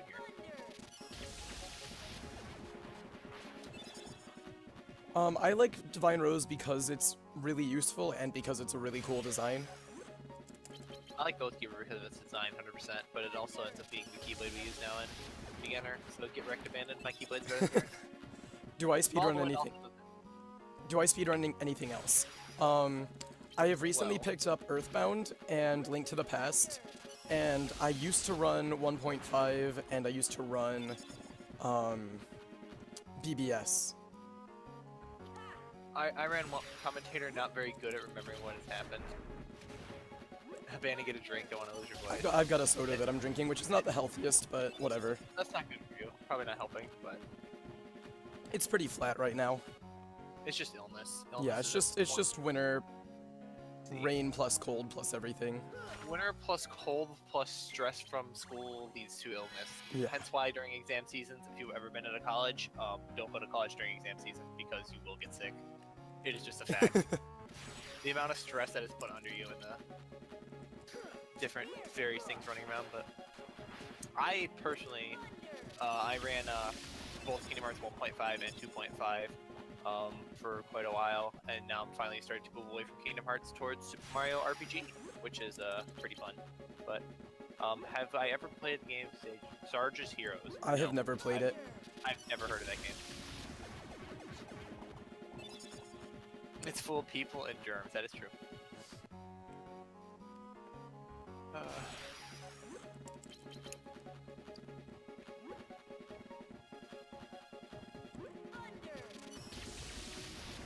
Oh, what's your favorite Heartless abandon? Favorite Heartless? Yeah. Do you have one? No, I've never really thought about that. Maybe Defender. Defender's pretty chill. I like the Steves. They're pretty nice. No. There's so many. Especially in like KH1, there's like so many Heartless. I always thought the Fan Bandits were fun, but they were annoying. My least favorite would have to be Lance Tugs. Those guys are evil. Oh yeah. Those are run enders. So those just ruin your time playing. So like, oh, super armor? That's mine. Uh-huh. Peppermint Mocha. I'm not a fan of either, but Peppermint Mocha I would say is better. I'm not a big pumpkin fan. I like pumpkin pie, so I'd probably say pumpkin spice because I'm not a big fan of stuff. Halloweentown version of Shadows. Eh? Dude, Halloweentown Heartless are adorable. They are. I love the Jack in the Box that is the Nutcracker.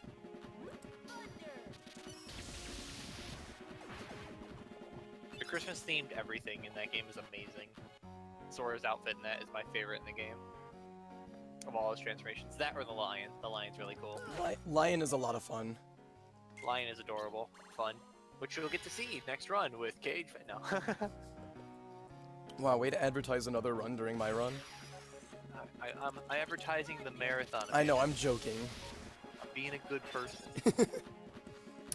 I am with you, Riker. I like regular coffee, black with cold brew. Cold brew is my preference.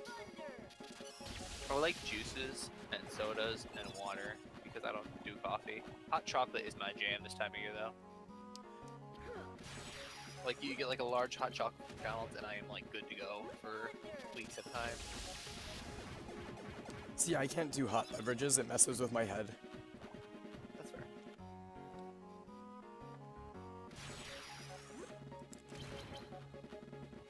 Tea. See, I'll never do tea because I'm not British. OPOP. OPOT. I should convince you to make some hot chocolate. Well, you're welcome. Because now you'll be in a good mood. I love to eat coffee. 50% milk and cold processed coffees. We're farming map cards right now. We're pretty close to the end of it, but I haven't had a good... Teeming Darknesses would have been better for farming, so I've been at a little bit of a deficit recently, or with this. Essentially, yeah, he's just farming room cards by just dogging one-shotting fights.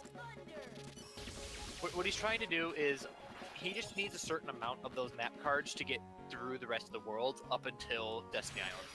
So he wants to get enough map cards so he doesn't have to stop and grind later on. And this is the fastest way to do it right now, is just to grab them all in one bunch, get about 60 to 70 of them to be safe, just so we can go from door to door to door to door to door, all the way through the next like 4 or 5 worlds.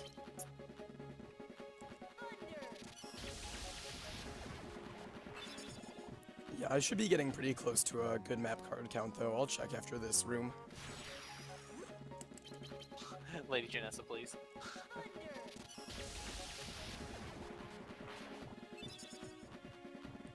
Does Com have anything as broken as, say, Lethal Frame in Recom? What? I don't know what Lethal Frame is in Recom, unfortunately.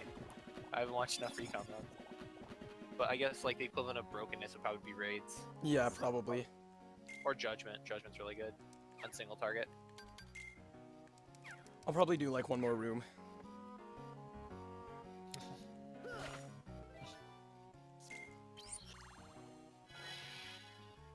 God, imagine if you could just save state through grinding. That would be so nice to be able to save state through everything. It's like, and we need map cards, and we're done.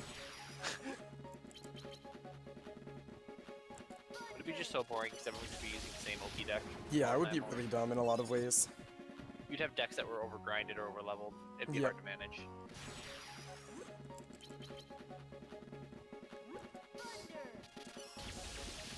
So you should get like a level 99 file with all the best slates.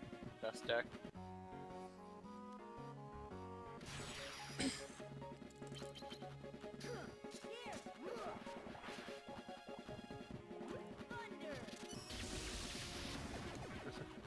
Hey, even in smaller states, like, different sides of states can matter a lot. Like, the east to west side of Michigan is such a drastic difference. But I can only imagine for, like, large states like California and, like, Texas, how ridiculous it must be to go from one area to another. I'll have to ask Ant Manor sometime.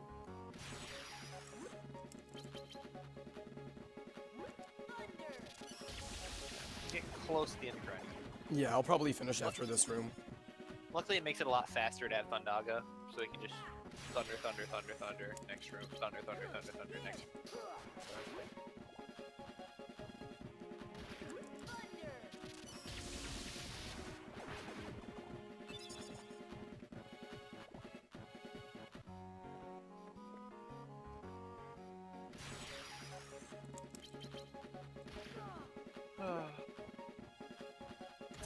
You think you guys have a tough Imagine provinces.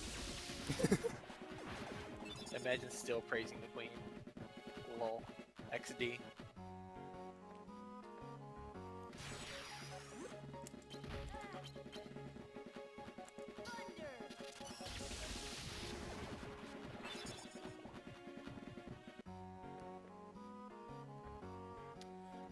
Alright, I should be good on cards for now.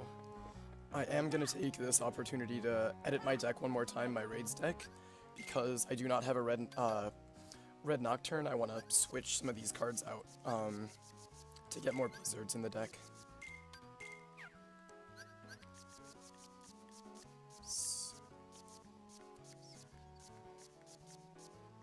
That should be good.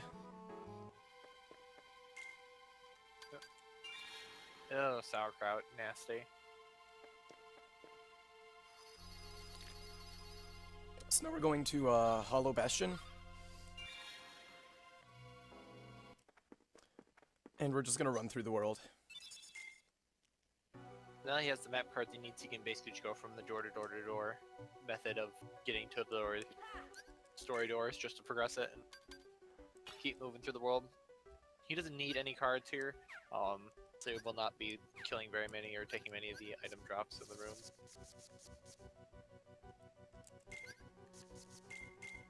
Shoot, okay. A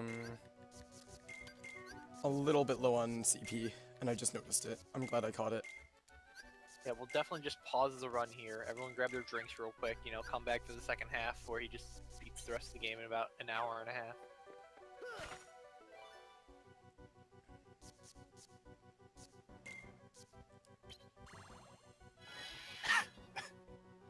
Oh boy.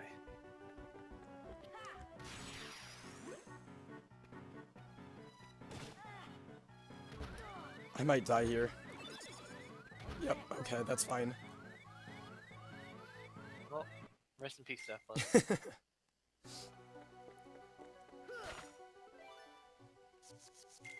I just took it there, it was whatever. Were you trying to get Berserk? No, I was just trying to get out of the encounter. Unlucky. And that Dark Ball just wanted to corner me and...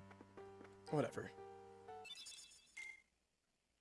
At least it refills my health to full, so it's fine. Dark Hollow's room.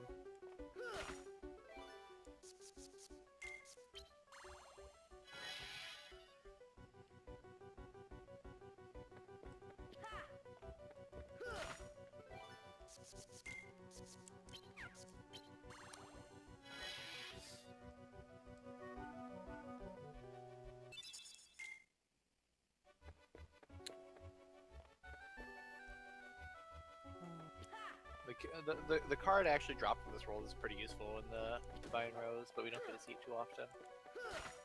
I just want to check something. Did I... Ooh, that's gonna be a problem. I'm gonna have to probably No 3 red?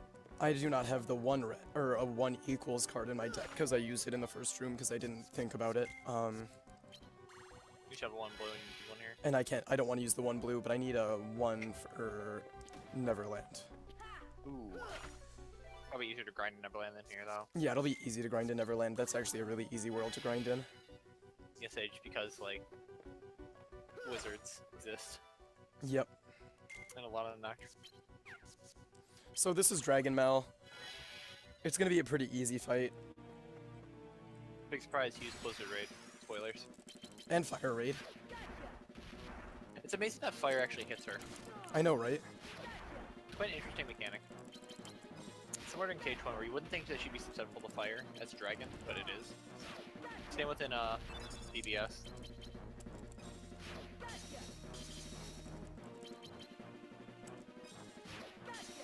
I'm kind of waiting for her to play cards just so I can break her and not get broken by her throwing out a 0, because she can do that periodically. It's not too common, but it sucks when it does. Like there, you saw me break her 0. Good fight, though. Those little orbs give a boatload of XP. Those little pearls. Yeah, they do like 1200 or something. I think it's 8,000. So now we're gonna... Oh, no. 4,000. Gonna clear this, or add 1 more card to this deck. Which will be Dragon Mal, which is Overdrive. What does Overdrive do again, Abandon? Multiplies your damage by 1.5, but slows down your reload time in exchange. So this is Riku 1, we can just go in on him. Essentially what Overdrive would do is it gives him like the Berserk, or most of the Berserk damage, about half of the damage he would get from Berserk. But without having to be low health in case of things like that happening. Riku's card is actually Incrementer, which is an interesting one. The Shadow card, which increases your card value by 1.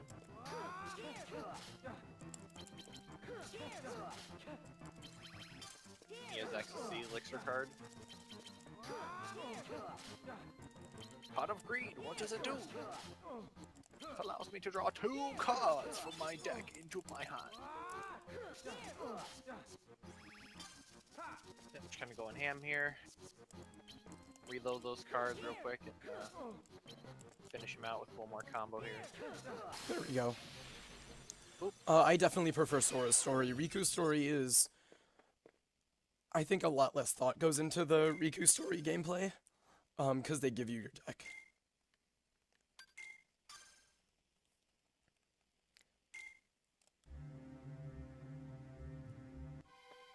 Riku's story just kind of gives you everything.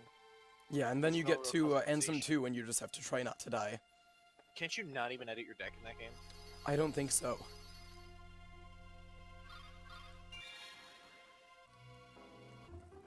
Although you'd have some pretty, some pretty cool slates in that game. Mm-hmm. Dark really Mode fun. Riku is really cool. I just don't like that they don't let you edit your deck or have any control over it. C'est la vie, mi amor. In Riku's story, they give you just a set deck to use for the entire game. It changes from world to world, and it's like not hard to do, or it's not like a bad deck necessarily. It's just not as fun in my opinion. Yeah. Yeah, I wish they at least let you rearrange the deck, which would be nice, but.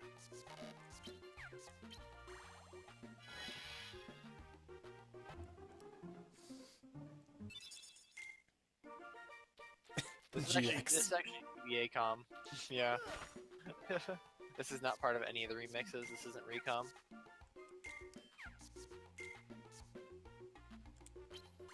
And this is the best music in the game in my opinion.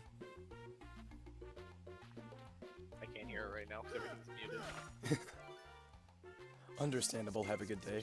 Dun, dun, dun, dun. Under the sea. Under the sea. I swear, if Cage Fan does not sing during the All Worlds run, I expect, like, rioting to occur. If you don't sing during Lanica, you're not human. Sorry. Pretty sure it's a requirement every time you do an all worlds run.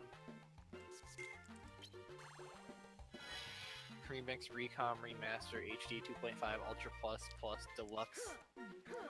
Good Ultra KH Subtle. fan. Darn right you will be. I am moving so unoptimally here.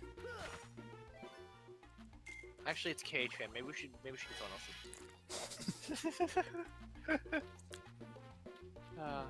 Spoon. Oh, thank God.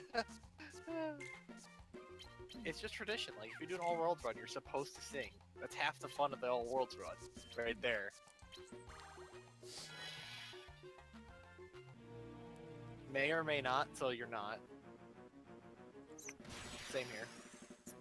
But I do it anyways, because it's fun. Sora's gonna take a ton of damage at the start of the fight if she chooses to attack. In this fight, in order to damage her, you actually need to kill all the tentacles first, which is what the Mickey cards The tentacles don't die, they just, you have to knock them out of the way. do. Yeah, essentially. They do reform, but... And he's very low, where if it gets hit again, he will die, but... Mashing slates, so most people not. There's the 0 card, push the tentacles away, head down, and you just small go ahead and finish off this fight here. There we go. Oh, no. Almost. There we go. It was a little scary, but it worked out. So now we'll take HP. Now we're gonna like alternate a little bit between HP and CP. You want to have a little bit of HP for endgame, just to be a little bit safer. Yeah, around the end of the game I'll have about 200 HP. I believe the goal is generally to make sure at least you're not getting 1 shot, but rather 2 shot. So Riku 2. Now he can slight, but it's not that scary. If you're sick of Riku, well, you got 2 more fights after this, so too bad.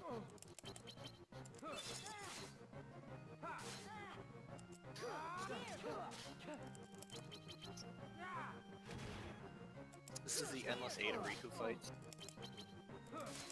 Oh my gosh. Stuns are really cool. I was trying to break him before he could stun, but it just came out too slowly. Smashing. I love when you just combo in the opposite direction because Sora's not the best. I mean, I'm just more swinging there to have value on my slight with my potion.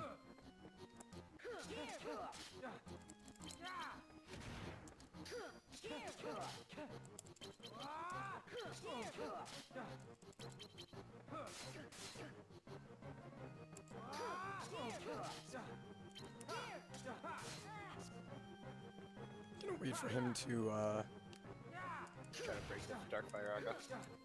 gonna try to do this without reloading. That worked.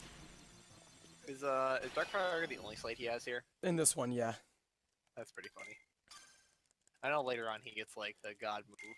Yeah. Just like his DM phase engage one. Mm-hmm. It's one of my favorite things to use in all the Riku controlled Kingdom Hearts.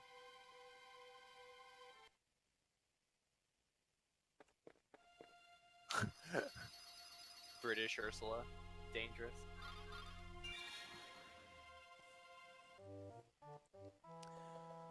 So now we're gonna be careful. Wow. We're gonna grind just a little bit because I accidentally wasted a card, and we're gonna try to get a 1 map card. So I'm gonna switch back to my raised deck, which we would need anyway, and use it to just try to kill stuff. Of course, I'm really good at this game. Oh wow. Field goal, 3 points.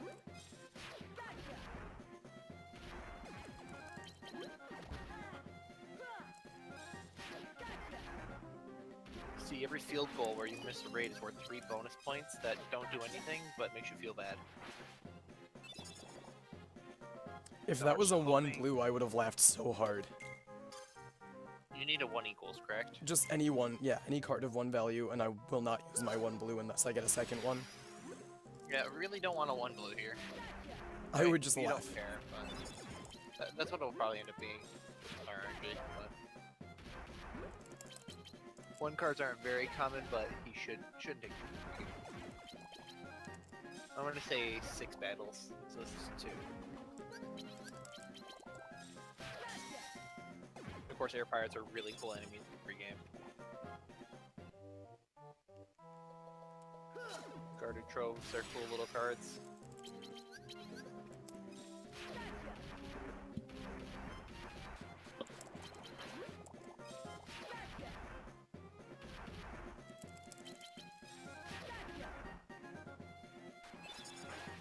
Yeah, I do like the names they put on the 3 special map cards in this game. The key to getting, key to remembrance, and key to truth. Yeah, I agree. Oh my gosh. That dark ball almost trolled me. Oh! 3.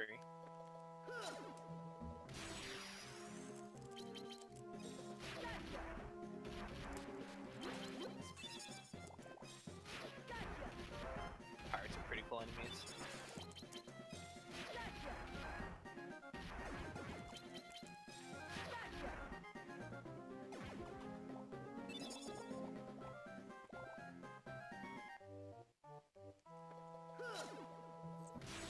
This will also save time later on when I need to farm for post-game stuff, so like this isn't a huge time loss.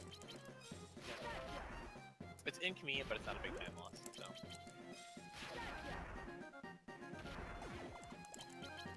Hopefully it's not a huge time loss. Is the door in Neverland that it is? It's the 3rd door, I believe, yeah, in Neverland. It's one of the doors in... It's either Truth or Remembrance that requires the 1. The other one requires a 9.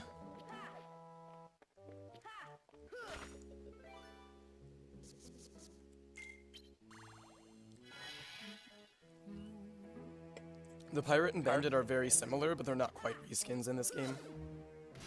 They do slightly different things in each game. Similar how the Air Soldier and the Air Pirate are slightly different. They have different moves and different attack patterns. The Air Soldier's evil, the Air Pirate's free. For example, KH1. Wow, I got a Dark Ball card. 100% confirmed. What's confirmed? 100%. We're going for the hundo now. Sorry, Casa. Just are probably the rarest one. I mean, Dark Balls aren't that rare, but... It's, cards are hard to get. it's rarer that you find an enemy card than that you find a map card. Oh, big time. It's rare to get an enemy card than like a 1 blue, isn't it? No. Like, for some of them, probably, yeah, but ultimately, in general, no.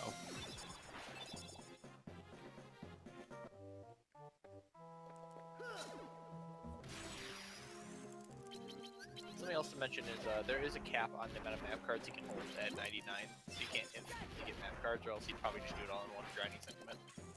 After Larxene. The drop rate, I'm not quite sure. I just know it's not that high.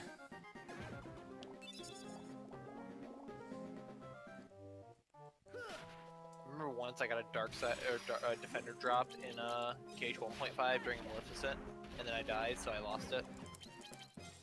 Dang.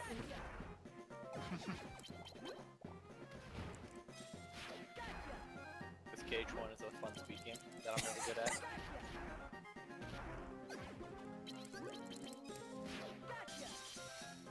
If only like fire magic would just make those barrels instantly explode. I know, that would be nice. It'd be really funny.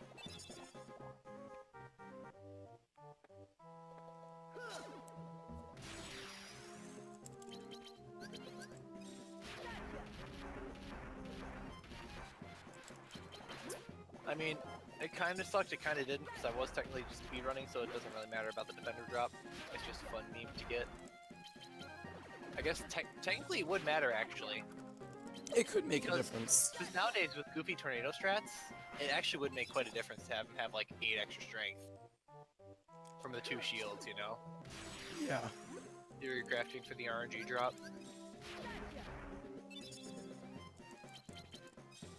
Oh my gosh. The juke.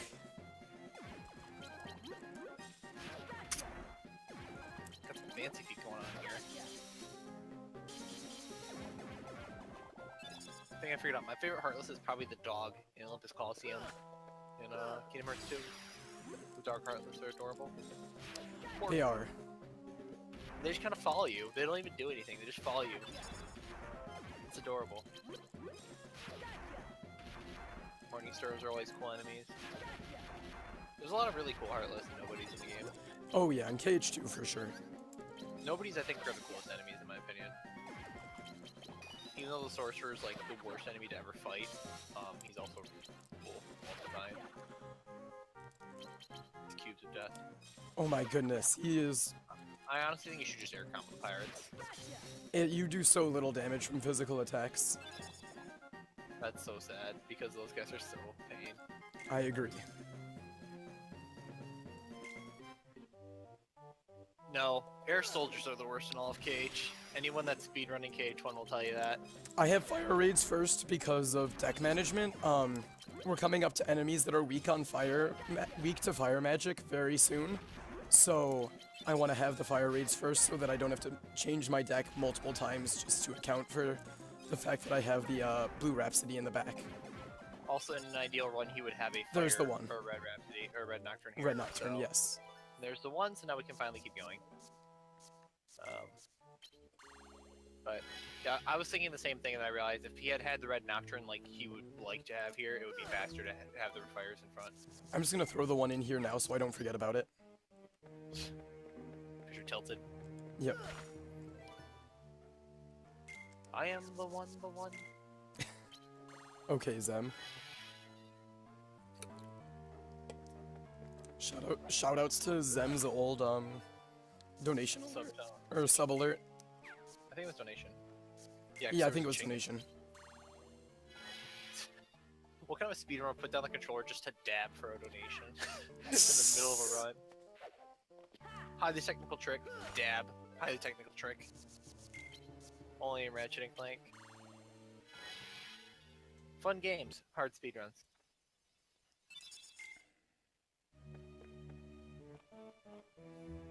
Wouldn't it be faster to Blue Rhapsody and scroll Blizzard raids for those random fights? Probably not. Not really. It would be very marginal at best because of how far he has to scroll. Because he has, I believe, 3 fire raids in that deck by now. So very hard to actually scroll that many cards. Because that'd be 9 to 12 cards that he has to scroll through just to get to the first Blizzard raid. It would be 12 right now. Yeah, you should have 4. Yeah, I think so. Actually, could you go backwards? Yeah, but that would be even longer. Would it? Or that would be even weirder to manage at the very least. That'd be really uncomfortable. You have to go overly backwards. But overall, generally you don't have to worry about it here, so it's not the I'm biggest surprised you deal. didn't make the pun there, Daj. Uncomfortable. Hey, I am a better man. I am a changed man, and I'm offended that you would assume that. No, I would absolutely make that pun. What if Cage 3 was just made by EA and you had to pay DLC just to get down the Goofy? See, if KH3 were a card-based game, I would love it. If it's ever coming out. Yeah. On the bright side, we got the Incredibles 2 trailer today, and that's hype. Ba-dun, ba-dun. Oh, I got the bad luck. So here's Captain Hook. The ship can tilt, which will let Abandon get a lot more hits on his raid, which is where you can get those 8 to 9 hit raids, but he's getting very unfortunate luck here where Hook is being beat to him, breaking combos. Hook has some pretty high value slates that he's got to deal with. Also just generally being a mean person. Not getting very good luck here as he's jumping just as he wants to throw those raids. Ooh, that's a good one.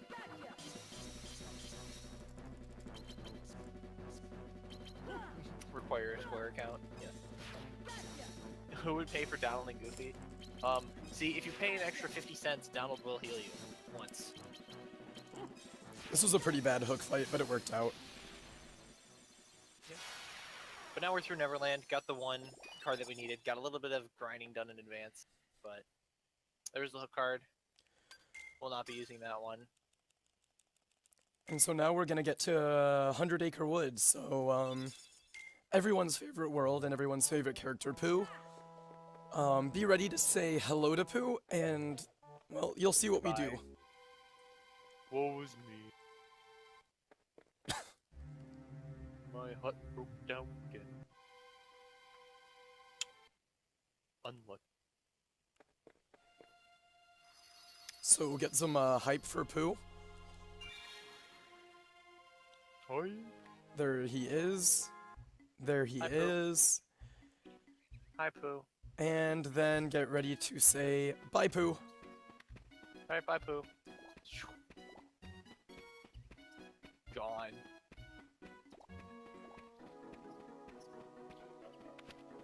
Look at all those Moogle points dropping. Holy cow. Ooh, Eeyore. Hi, Eeyore. My mom loves Eeyore. Eeyore's cool. He's cool. He's like a college student, just always sad and like just trying to get his house and his life together, but it keeps falling apart on him. He's basically just like a college student, you know? He doesn't have nice stuff because he's probably in debt. Like, poor Eeyore. Well, it's kind of a mini game world there where you just kind of guide Pooh through the exit, but it turns out you can just walk to the end and it lets you leave. So now he's fighting Vexen. Vexen is weak to fire magic and will heal off blizzard raids, so he's gonna avoid blizzarding him. And now I have to physical combo him entirely. I can't blizzard him. And he's also out of fire because he used slice already. So. Yep. Bit of a slow fight here now, but no overdrive. No overdrive. Nope. That would actually be not a bad idea, but strats, dude. Theory crafting. You're welcome. I guess you'd have to have the CP for it. Yeah, you'd have to have the CP. It costs like 90, I think. Well, this card has very high cost value. Wow, he broke it. Yep. That's very sounds unlucky. about right. Vexen's not particularly hard. He's just a meanie. No, no, he didn't break that. He's gonna recover a little off it, I think. Even I don't know how much there is.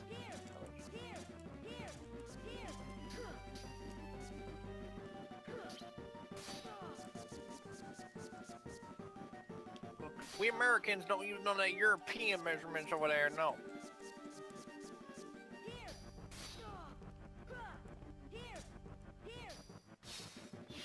Really doesn't want to get hit by the freeze here. Really, yeah. I mean, I can just I can jump out of the freeze. Because, you know. Like I think I'm the only person who has actually done that. Like, when Ghost saw me doing it, it was like, why do you jump out of the freeze? Like, what are you doing? Like, I didn't know you could even do that. But I guess I'm original with strats. Hey man, I'm thinking of strats for a game I don't even run. Come at me. There we go. Perfect. Perfect fight now. I wish, but Pretty slow fight. Not too much you can do about it without the red Nocturne. It makes it very slow. yeah. I don't think you can kill him with the red Nocturne, but you can get him a lot lower. You can kill him with 4 raids and a red Nocturne. If you get good raids. So I'm gonna remove that 3. Oh yeah, you have more than enough CP to throw an overdrive in that deck. Might not be a bad backup for not having Nocturnes. That's true. Just something to think about. Yeah. I'm gonna throw in a magic refill here with a heal attached to it. Just for it to get broken by the next boss. Yeah. So there's Marluxia, Axel, and Larxene. They're talking about story stuff that we don't care about, so... So now we're gonna jump into Twilight Town, rush through it, and then we're gonna go do the last section of grinding. Ooh, hooray, let's leave our friends behind. Bye! Is the TLDR of Twilight Town, I believe. I think so, yeah. Sora, I think in the story, Donald and Goofy are trying to be like, Sora, something's off here, we should leave. And Sora's like, nah man, I gotta save Naminé, because forget Kyrie, who's that? So he's kind of like on the rebound right now, going after Naminé, but yeah. Watch out for the rebound girls, guys. It doesn't end well. But it's not just gonna plow through Twilight Town because, much like when you're playing as Roxas, no one wants to be here. So, however, unlike in 2FM, this doesn't take 20 minutes. Well, actually, now it's like 15, but it used to be 30. Yes. Naminé is messing with his memories to think that he's in love with Naminé and to forget about everything else. So, And if I remember right, she's doing that under the, like... The organization is telling her. The organization is pressuring her to do that. Yep. Because she wants to be with Sora anyways, but she realizes it isn't right about halfway through. There is Recom, which is the PS2 version. It's not a port per se, but it's basically a port. Is it cheating if you forget a person exists? I'm gonna not answer that question. It's a dangerous question to get at. There was a 5-hit raid. Oh, wow. That was good. Jumping out of the freeze because, you know, swag. That was 4. Another 5. Nice. Just walk out of the freeze that time. This I'm not even gonna need. Oh my gosh, this is a much better fight. If he didn't break me there, that would have been insane. Yeah, that would have killed him right there. Probably just single combo him here. No, I'm gonna refill. Good night. Fire him. Nah.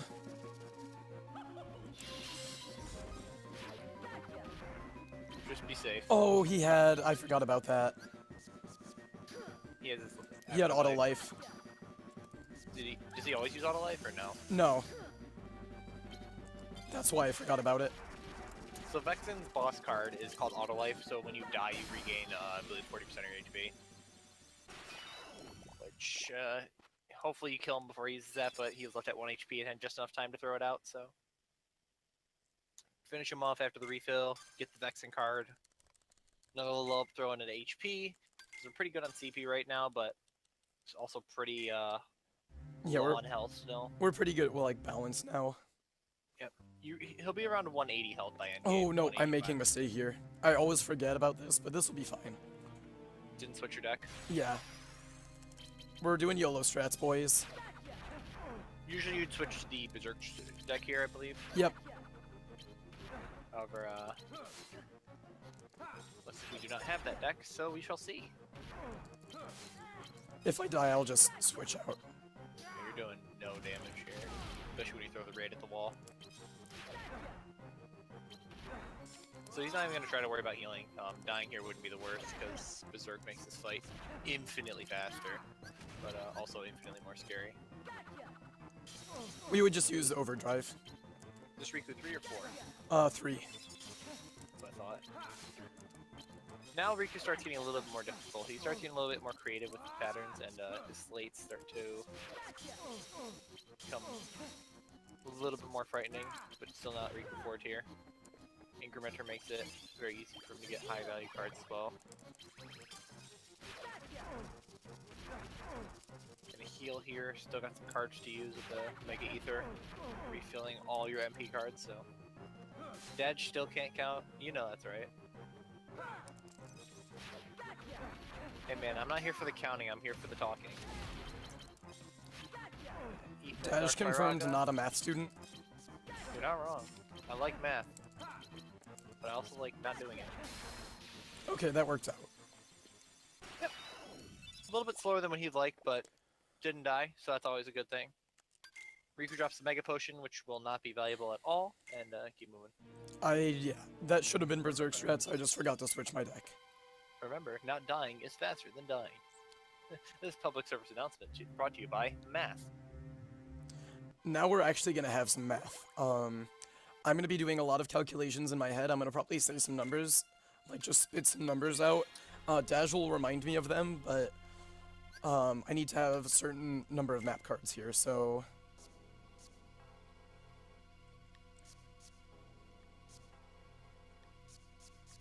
28 plus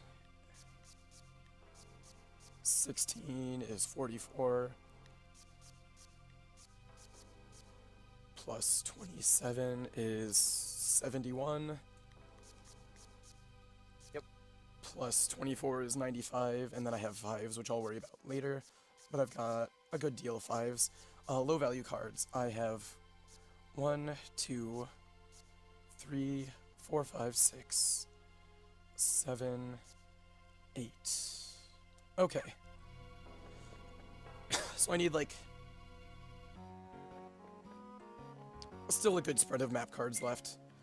but not. I need like 15 low value map cards left, and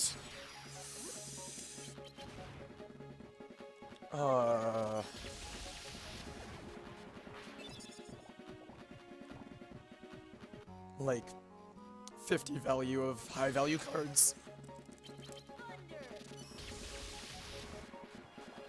50 value, high value, and how much low? 15 more, now 14 more.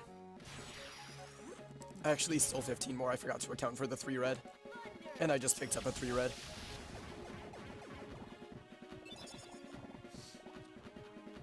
$14 low.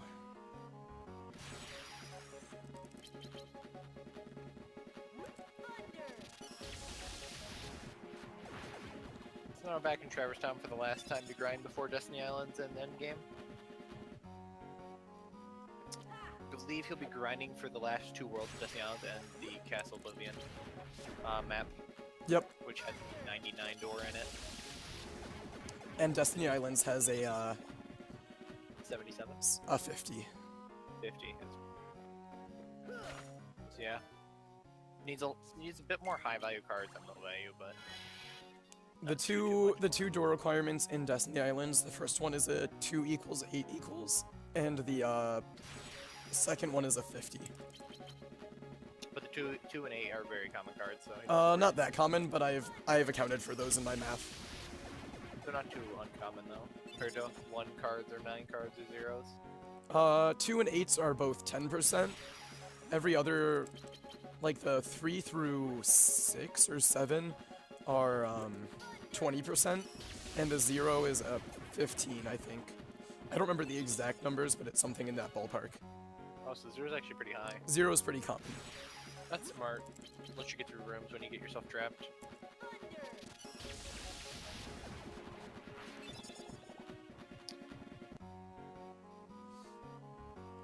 Four out of 3 minus 50 divided by square root of 11.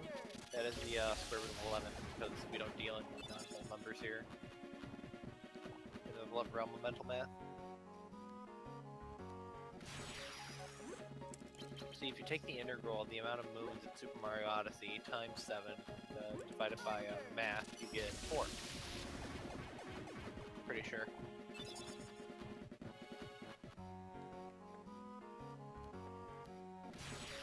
Yep. Teaming darkness into room, and then Thundaga makes fights very, very quick.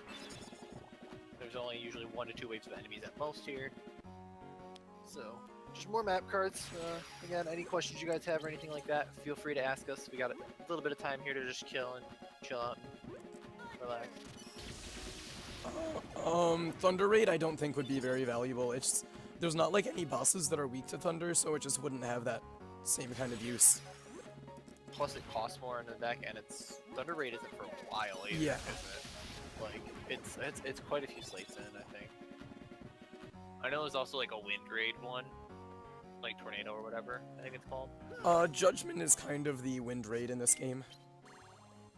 But there is a Tornado, and there's a Reflect Raid as well, which I think is Gravity. Reflect Raid. For those they know, Reflect would be broken.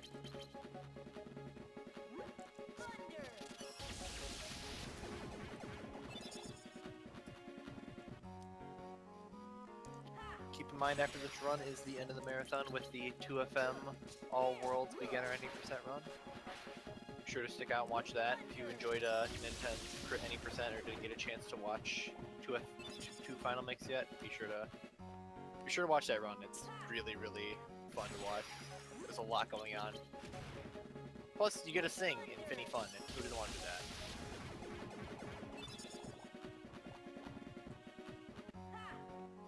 What's your favorite magic Abandon? It depends on the game. In this one, I'm a big fan of Blizzard, for obvious reasons. In 1, I'd say Gravity, and in 2, I'd say Reflect, probably. Reflect or Magnet. So you just like what's broken? Yeah. Favorite boss fight in this game that's a tough question. Either Marluxia 1, or maybe Dragon Mal. Ooh, my favorite boss fight, Cage. I really like the Data Ord Roxas fight, but that's just because it looks so good. And it's really fun to play. One of the most fun fights to actually pull off in my speedrunning would probably be, I want to say Data Ord, like, just any of those fights really are just really satisfying to play and have fun with, but Roxas is probably my favorite just because it looks the best and it is pretty fun to execute flawlessly. Yeah, I never really used Reflect in Kingdom Hearts 2 because I was like, why would I use Reflect? It doesn't do damage. And then I speedran the game and I was like, wow, why did I use anything besides Reflect ever? Hyper aggressive. There isn't a manip for the early Blizzard. I had a save state made just in case I didn't get it for this run because I wanted to have a safe run that could stay under estimate. He had 2 save states prepared, which we used in this run. One was for a Blizzard early on, which makes the early game much easier and doable. Because unfortunately, otherwise you just have to reset to get a Blizzard out of that first chest usually. And the other he set for the 1 blue, which is a card we need for endgame, which if you can literally spend hours grinding. So Yeah. any tips on learning? Ghost Wheel has a lot of material on his YouTube, and he's very helpful when he streams. He is the current world record holder of Yeah, the and game. he doesn't even just want to teach like speed runs. He's just really loves the game. He's done countless challenge playthroughs of the game with like different goals, like no deck edits and stuff like that. So he's like he can teach you just about anything you want about this game. But yeah, honestly, just keep at it. Don't get frustrated. That's what I say about any speedruns or things like that. If you really love the game, the run will come. As long as you're having fun playing it, it's worth it to try to speedrun. If you're not having fun speedrunning at all, then why are you playing the game? But that's just my opinion. Take it with a grain of salt, but I mean that's the point of games, right? Having fun. We just do it slightly faster than most other people.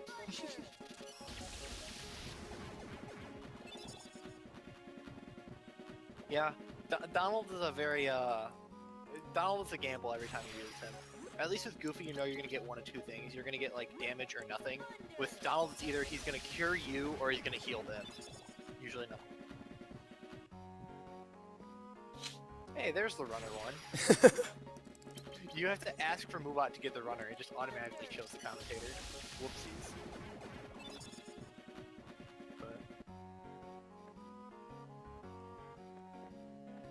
Alright, I'm gonna check my map cards one more time and then I might be able to move on. So I'm gonna hold on to this 8 and hold on to this 3. 14, 20. Is Com or Recom a more enjoyable speedrun to do? That's hard to say.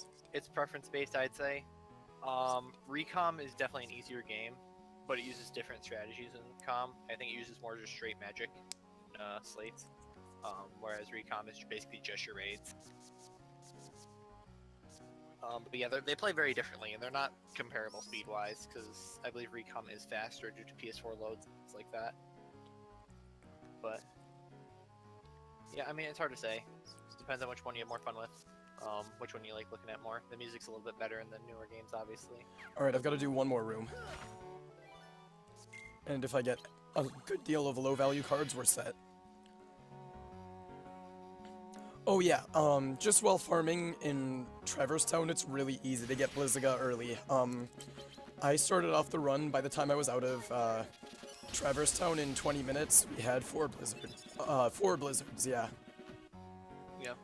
But yeah, Tess has Honestly, manip, but you can't, the RNG manipulation in this game is so unpredictable, it's not doable by human runners, because anytime you see anything bouncing on the ground, that is affecting RNG in a significant way.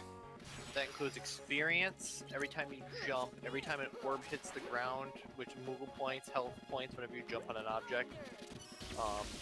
It's just nearly impossible to control. Technically it is possible to control, but it's just so... It's really hard. difficult. And you said there was a question about, com versus recom. I personally prefer com. I think the 3D implementation of com is, into recom is not the best. I think they kind of did a shoddy job implementing the mechanics, but it's definitely, like Dej said, up to the runner. It's kind of like asking between running Kingdom Hearts 1 or Kingdom Hearts 2. It's a lot of preference in what you're looking for in a game, and just how much you enjoy the games, honestly. Because as a kid, I got really frustrated with Chain of Memories because it was so hard for me. Same. But when I got older and played Recom, I breezed through the game without struggling much at all. Like, the hardest time I had was on Reverse, where Anthem 2 just walls everybody always. Or Anthem 4, whichever one it is. One of the Anthem fights, an awful end game. In BBS, or in GBA com, it's Ansem 2. I think it's Ansem 3 or 4, though, in Recom.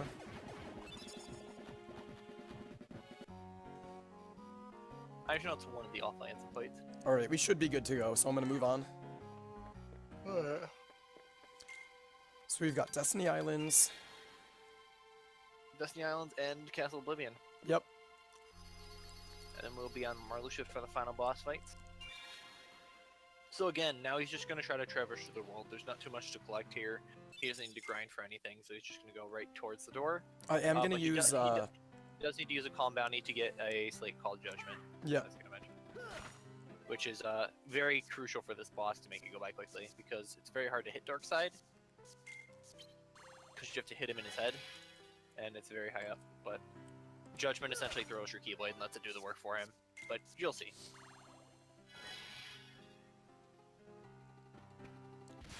That was unfortunate. Yeah, it's just a bad room setup. Heartless were just sitting in front of that door. Here's 2 = 8 = room. I wanted to kind of pick a 2 equals that would make a big room because that'll make traversing the worlds a little bit faster. So how does it determine a room size with those rooms? Teeming Darknesses are always large rooms. It's like based on the card. Well, is it based off the first card you use or the second card, or? Oh, the... Huh? Like in 2 = 8 =.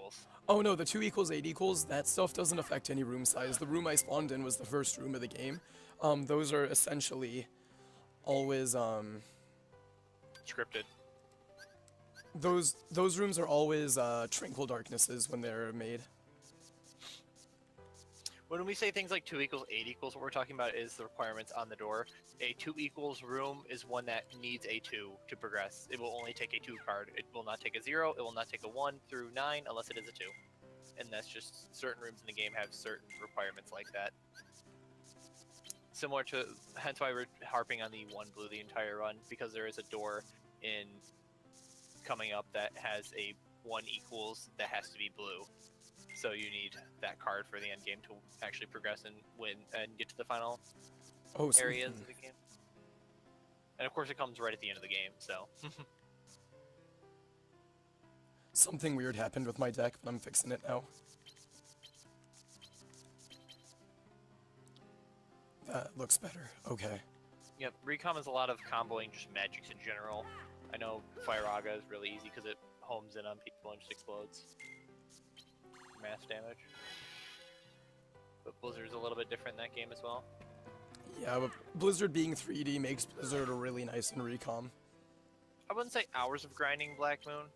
It is a little bit of grinding, but I mean it's RNG. Sometimes you get the 1 blue when you're just casually farming in Olympus Coliseum. Sometimes you spend an hour and a half on it and you lose your run. That's the unfortunate part of speedrunning this game, is a lot of it is based off the RNG that the game gives you with the cards and the decks you have.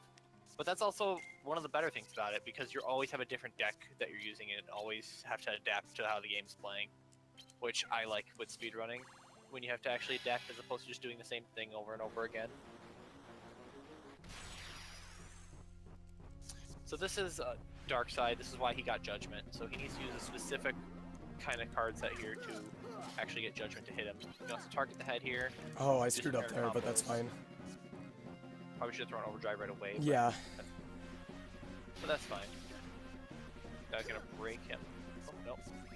I'm deliberately taking damage to get into Berserk faster. Can you stack Berserk and Overdrive? Nope. I don't think so. You're supposed to Overdrive at the start to get damage in. Yep. Okay. Now I'll break a couple of times. Casually, you meant? I mean, I wouldn't say it's that grindy of a game casually, but it does force you to actually fight mobs to get map cards.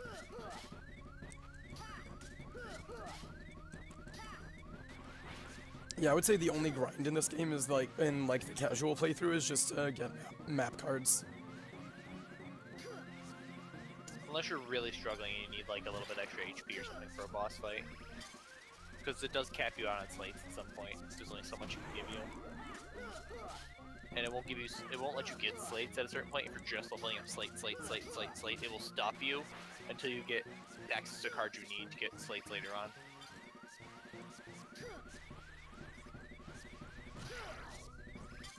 Yeah, I mean, obviously it's gonna go faster grinding if you're just using Thundagas in Traverse Town, but if you're in Destiny Islands getting map cards, it's gonna take a lot longer.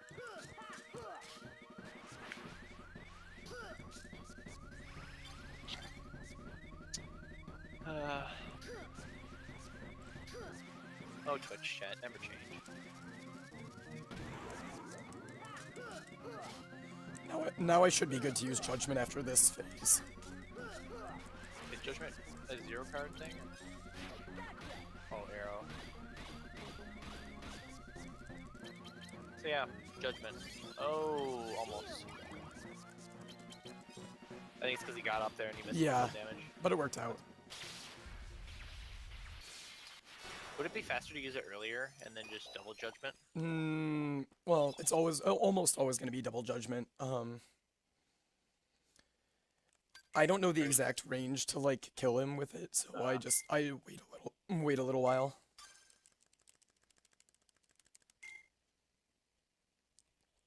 All right, so we're gonna do the last edit to the deck. To the Berserk deck.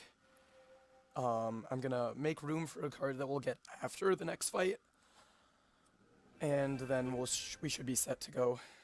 This is what's called the Gauntlet. You'll see why. So yeah, now we get the Oathkeeper Keyblade. We don't use it, but... No, we do. Do we? Yeah. I'm a liar.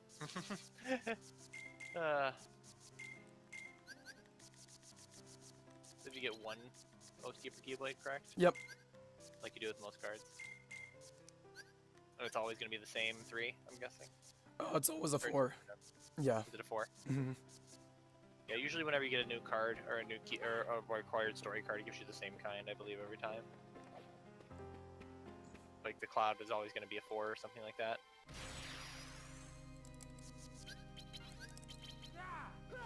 I apologize if I'm ever wrong and Abandon calls me out on it, but that is just bound to happen. For someone who's not the most knowledgeable about the game, but... So this is Riku, again. A really original boss fight idea of fight the same guy 7 times and then eventually beat him. But then again, I guess this game does take roots from Final Fantasy, so...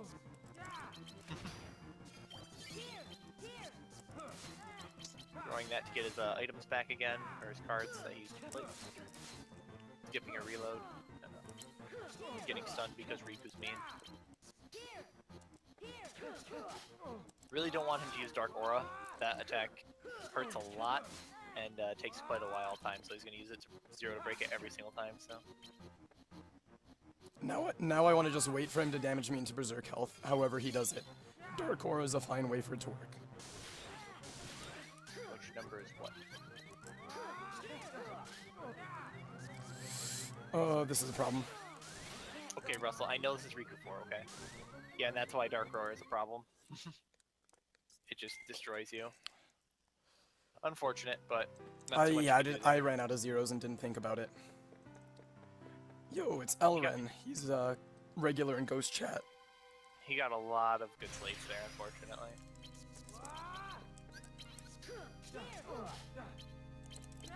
So yeah, welcome to why everybody hates this fight as a kid. Because it's just as awful as a speedrunner. Ooh, I screwed that combo up, but it worked out fine. Yeah. The fact that he also has incrementer here makes it even harder to actually manage. Actually makes it easier because he can't break you with zeros. Well, he can't break you with zeros, but he does have a lot of higher value slates to deal with.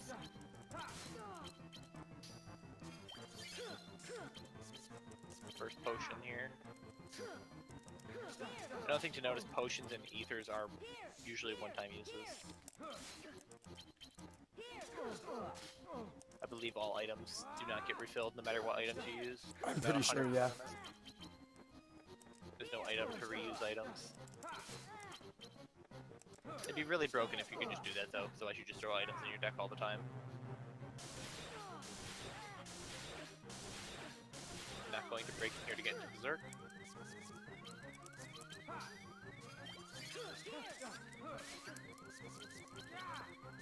Hello, Hades.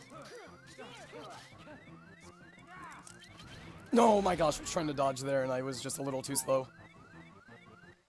Unfortunate. That was a mistake on my behalf. Sorry, third time's a charm.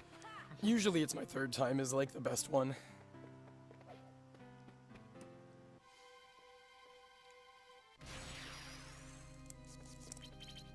This fight is just so dangerous. And then it gets better with the next fight. Oh yeah. Oh yeah.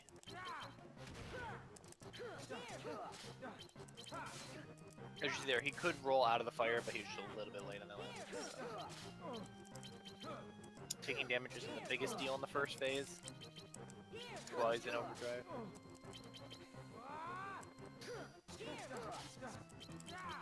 He's trying to be tricky.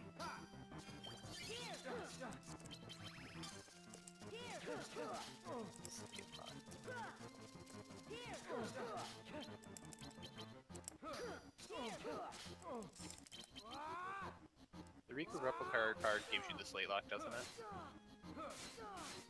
What? Sorry. No, that's the after. Ooh.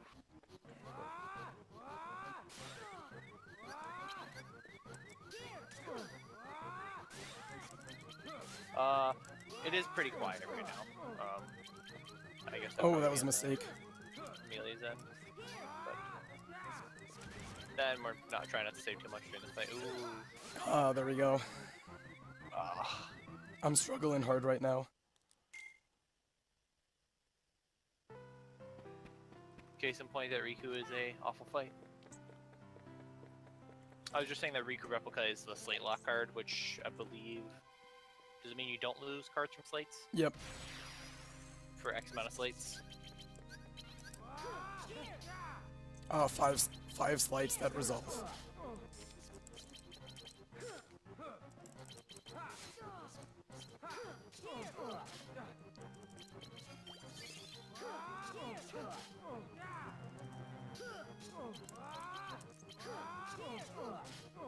And Replica Riku 4 is actually just the start of the gauntlet here.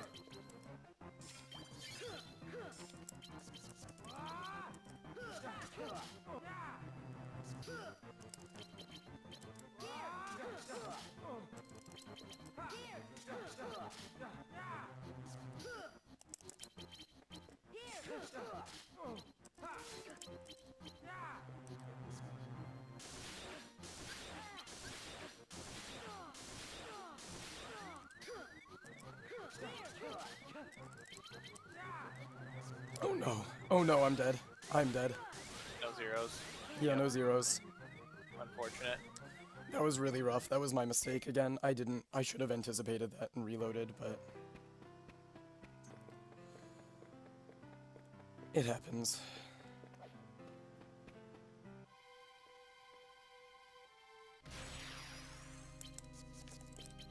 It's a little quiet on the audio, I'd say, but not too bad. Nothing too bad to worry about. That is one of the biggest dangers you run into with Berserk decks as well, is there's no real room for error, unfortunately, because you're already at 20% health, and his attack hits you for about 10% of that, except multiple times. With no easy way to dodge like there is with his Dark Raga attacks.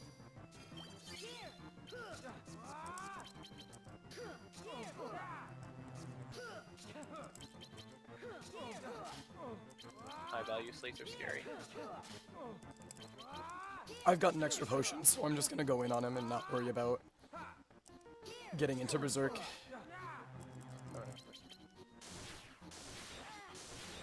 Give a 0. Oh, you're just gonna take damage here. Yeah, now I'm gonna do it. Oh gosh. Uh-oh.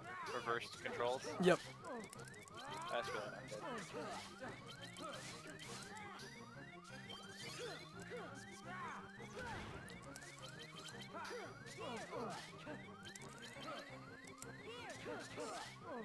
I got him. Very, very nicely done on that roll there. Yeah, I'm playing GBA version because GBA version is better in my opinion. And don't worry, this is just the start of the fun times of the Gauntlet. yeah, now we've got Larxene 2 coming up. Which is arguably even scarier. Combo Princess herself. Whew. Quickly throw that card in the deck. Talk to him, and Larxene 2 comes up. Immediately drops a slate block, gets some free slates in.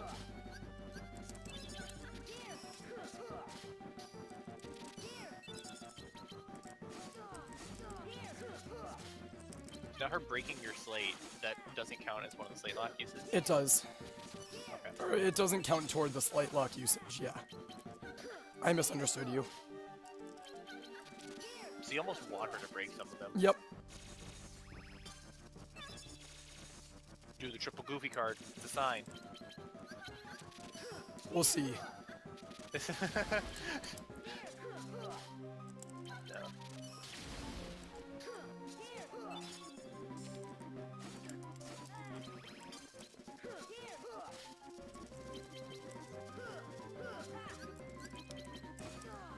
Hitting her while she's reloading is always an issue. It's hard, but it's doable. She does not like to be hit. More doable than the first time you fight her. This is why we call her Combo Princess. And we're fine. Okay. Phew. Nope, we're not fine. We're fine. Okay. Mash the hell out of those zeros. You bet. Now, is that a specific slate that she's doing that's comboing you It's there? Or is that Teleport just an Rush. attack? Teleport Rush, yeah, that's right.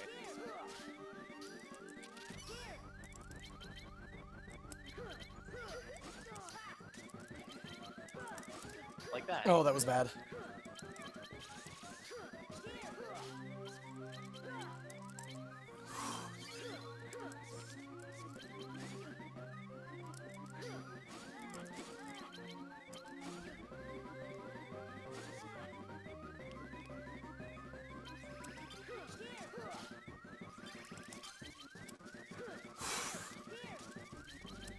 No! Yes! First try. Wow, the card break! Oh, and the 1 HP! Woo! Wasn't even close, wasn't even worried. And yeah, Easy Voltrex, I've got a little bit of a winter weather cold kind of thing going on. Yep. Yeah, and I was playing with critical health on purpose there to get into Berserk range to do double damage to Larxene. Ooh. That wasn't terrifying at all for me. Believe me, I'm shaking right now. That fight is incredibly nerve-wracking with how easily she can just make your HP go from Berserk to 0. Berserk makes your attacks do twice the damage, however you have to be under 20% health for it to work. That's about right, yeah. So basically you're putting yourself in 2-hit range in most bosses just to do more damage and make it faster.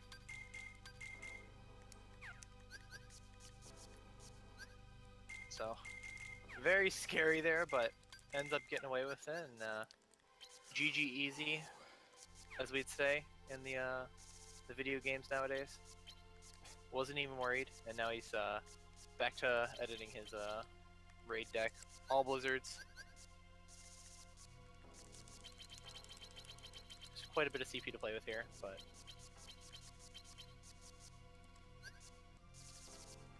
shuffling here, make sure you got the zeros. Parasite cage in there. Just gonna check that again. That looks good. Okay. Now what does Parasite Cage do? It removes any enemy card that an enemy is using. So if an enemy has Slight Lock wow, my voice is going. Sorry, guys. If an enemy has Slight Lock in use, it gets rid of it, or Incrementer or anything, and it comes in handy significantly on Axel.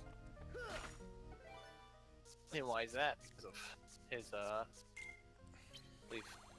I don't remember which other cards he uses. It's his own. It's his own card. It's gives him quick hit recovery for 30 attacks. That's right. And that That's super good. it makes it so that he can immediately react to any damage, so he can break out of any slight. So you just quickly remove that. So you just remove it as soon as he uses it. Yeah. Levelable playing field.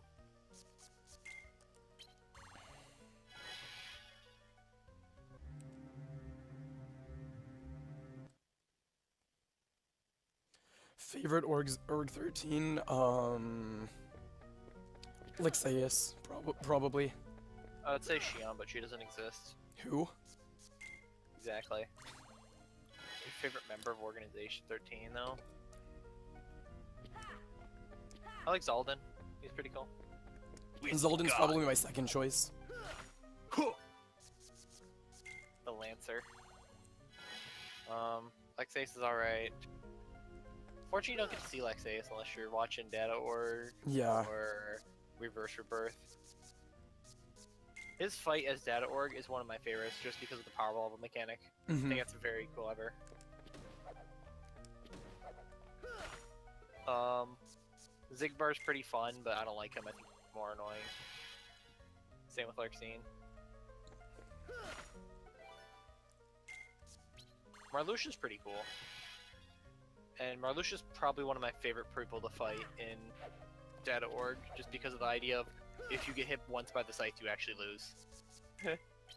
So, overall, I'd say number one though is probably Zaldin or Xion, but Xion doesn't exist. Who?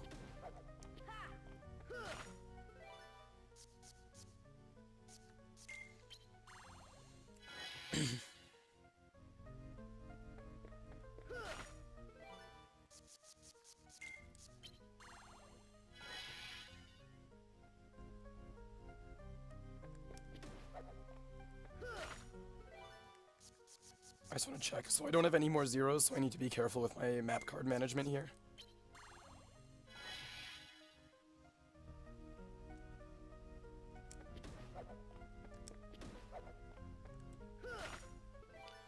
So here's the door. 1 blue, 3 red, 99 other value.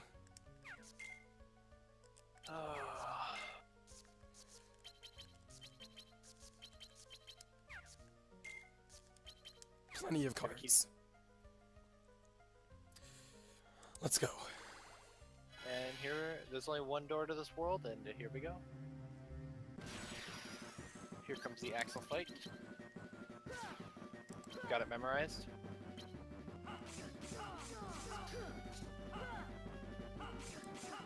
He is not choosing to. There we go.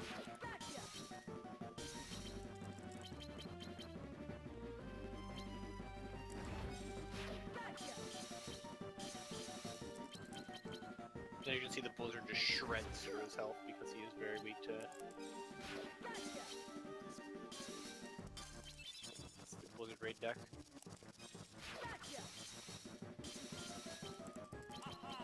Chunk. Skillfully dodged that wall.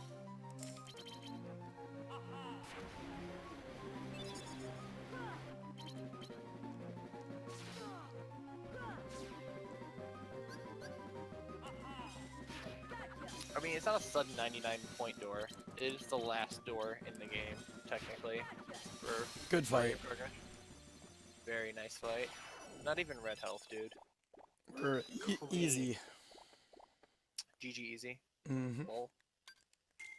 So last level up, throw it into a little bit more CP.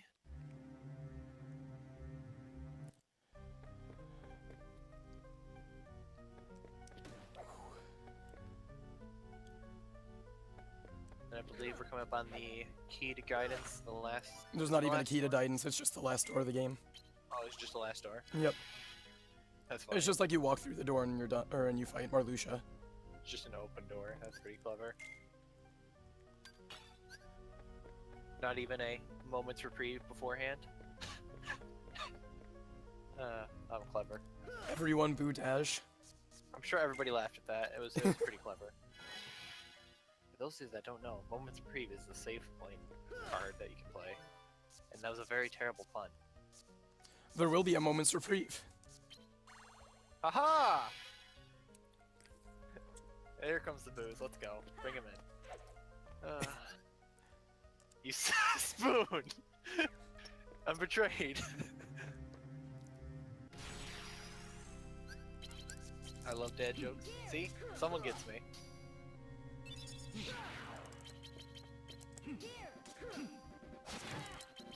So this is Marluxia. It is a male. Don't let the hair fool you. So do you mind talking about the yellow cards and stuff? Because I'm a little focused. Yeah, so Marluxia is the first fight where she has specific colored cards which determines the type of move I believe she's going to use. Yep. The type of attack it is. The yellow cards are very scary. We don't want to see them. And by yellow card, I mean the background of Marluxia's portrait. They're all red or blue cards, but the yellow ones are the ones to watch out for.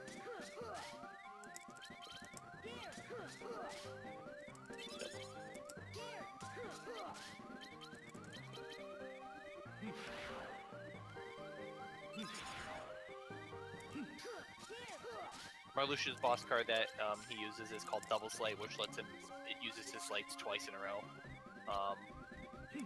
No! I was trying to react to that and didn't react fast enough. And just destroyed. So usually when you... two-phase final boss. Yeah, it's a two-phase final boss, so this is technically not the final fight, but it's the harder fight, harder part. This is the harder part. The second part is like Marluxia and Mech.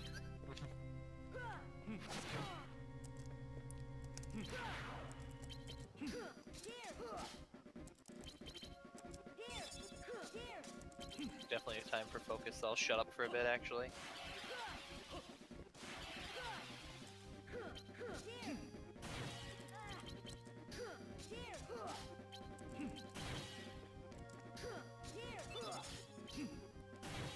And that's what the yellow card is, by the way, the instant hit right there. It's very hard to react to and just very high damage.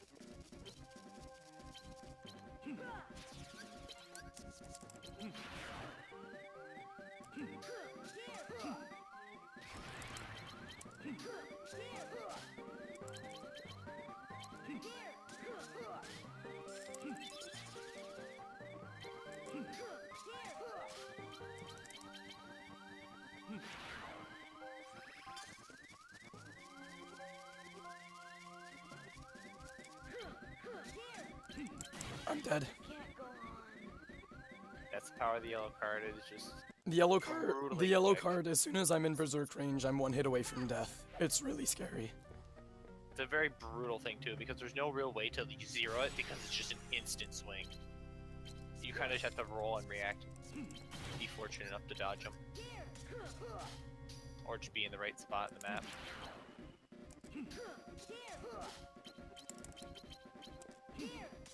And as you can see, Marluxia does a lot of damage to Abandon here, even before he's in Berserk.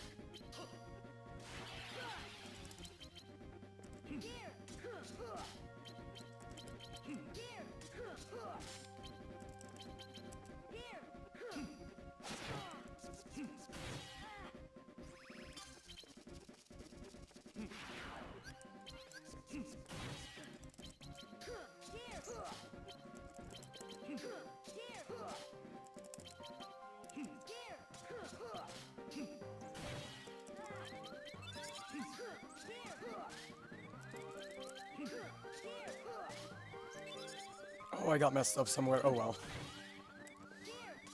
You used a zero there in the slate.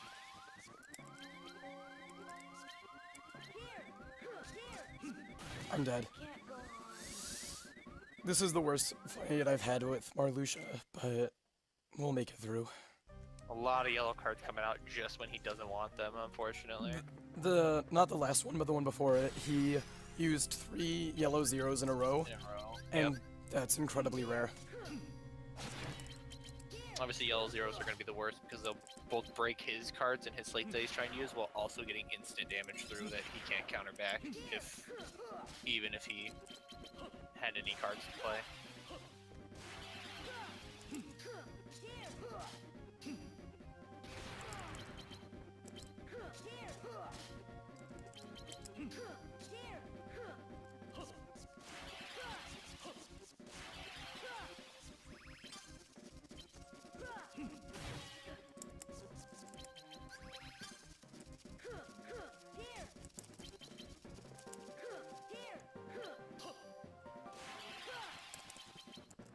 Oh my gosh, I'm whiffing all of this.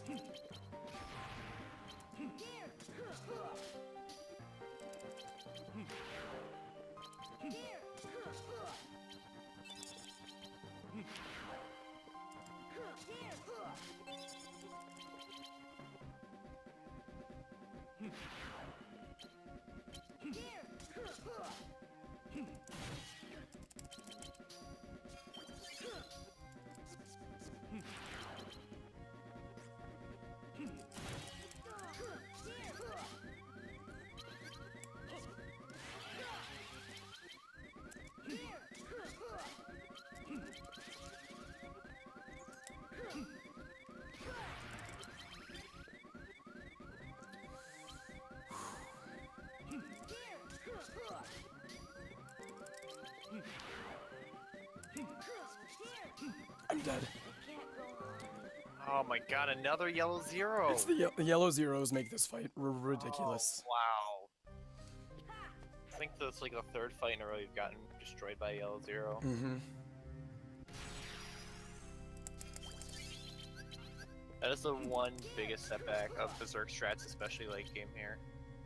As effective as they are, they just lead to such difficulty here.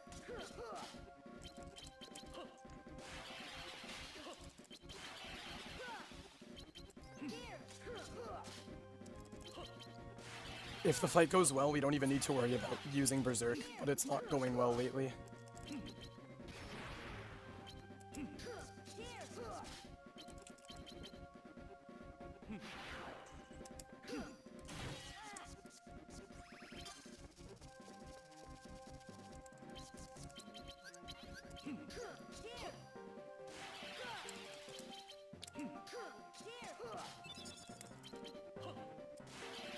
Yeah, it's not so much an issue of not playing safe. He is playing as safe as he can.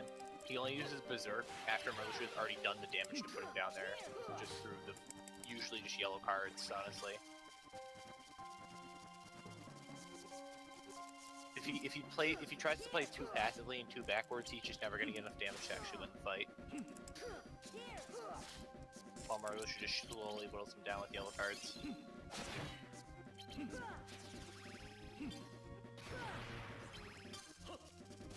The only other option would be to maybe get a Donald card to try to heal, but again, that's also random and very hard to actually let cast it because Marluxia's high value slates.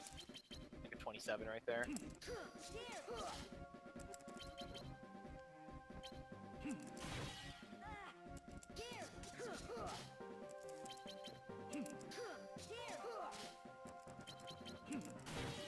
What? Wow, from out of red, not even in the red. I was trying to break that too, and it just didn't work out. That's really unfortunate. Just a half second too late.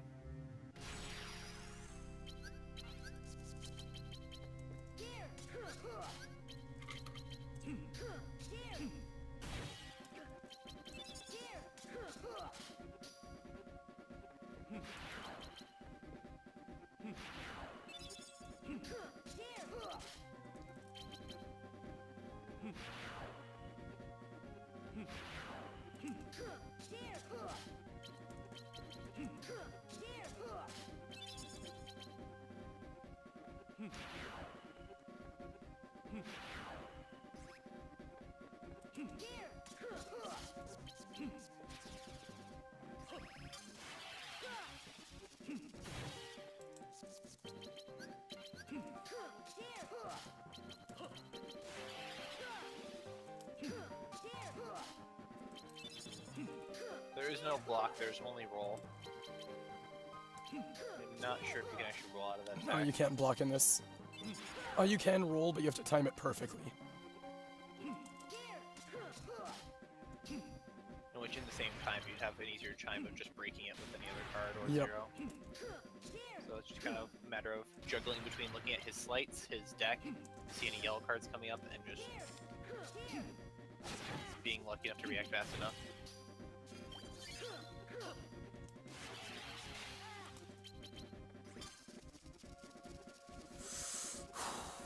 We got this one. I can feel it. Almost there. Closer. Death Slice is the one you really want to see because it's really easy to dodge. There we go. One more slate should do it. There we go. There it is. Took a little bit longer than we would have liked, but finally through Marluxia, and then finally to the final boss of the game, Marluxia 2, or the second phase. Dragon Marluxia, however you want to put it. Much easier of a time of a fight than this one, but... That was really frustrating that it came out that way, but it's a matter of the RNG of the game. It happens. That's just unfortunate amount of yellow zeros that you were getting there. Yeah. So now we've got one last little edit. Gonna make room here. It's almost hilarious how the most dangerous thing in the game isn't even a slate or anything like that, but rather just a basic card that he might get. Villains don't win marathon. Didn't.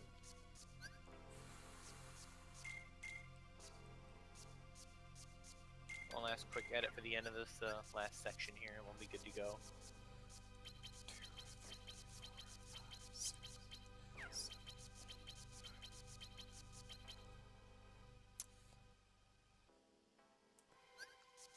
CP is just easy to dump into, and the reason why you don't want to dump points into HP is because you still want to be able to get into Berserk range faster than otherwise, I believe. And Yeah. obviously Slate's longer to menu through, so easier to just dump into CP, dump into CP, dump into CP all the time.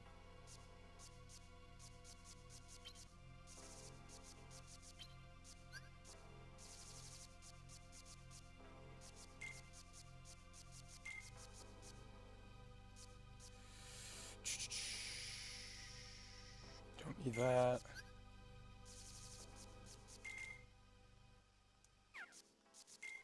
Yeah, I don't know either, but...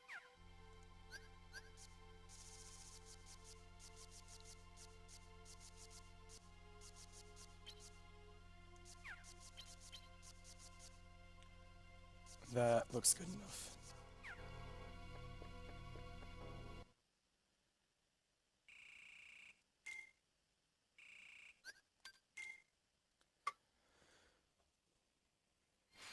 And now he's gonna enter the final boss door to the final fight of the game.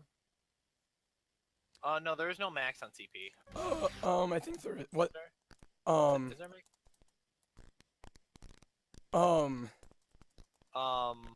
What? What? Abandon, what did you do? I have no idea. Can you run back the ROM a little bit? No. Well, this is new.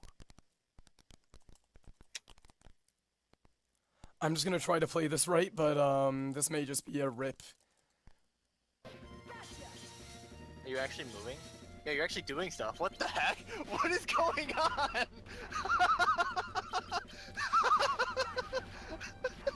What? Well, his health bar is going down, I think. I have no idea what's going on here.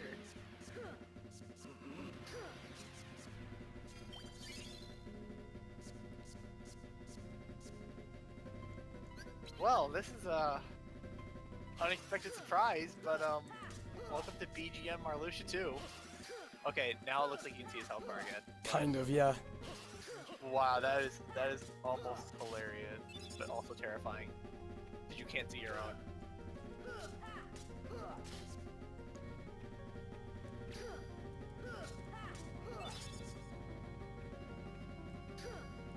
Now Marluxia 2, unlike Marluxia 1, is actually a bit easier of a fight. There is a strategy to just being able to get to the fight, but being unable to see his cards makes it a little bit more difficult.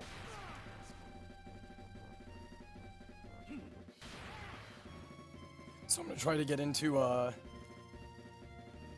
Berserk Rain. I've never seen this happen in all the comm runs I've ever seen, so I don't know what's going on right now.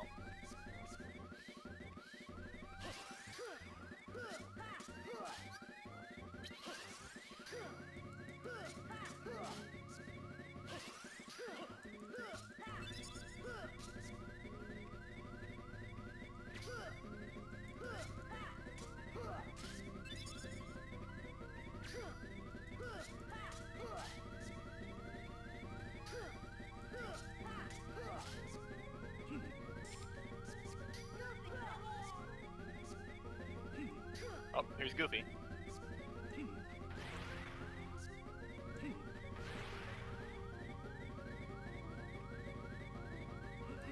No! Oh, you did die. Yeah, Oh, because I couldn't see what card value I had. Hopefully this will fix it. I hope this goes away, because that was something. Did your deck changed? Automatically saves that it changed. Okay. Yeah, so that was a new one. I have no idea what happened there. Neither do I. That was a thing. I feel like the worst part about that is you couldn't see the card values half the time. Okay, There we go. So this is a fight.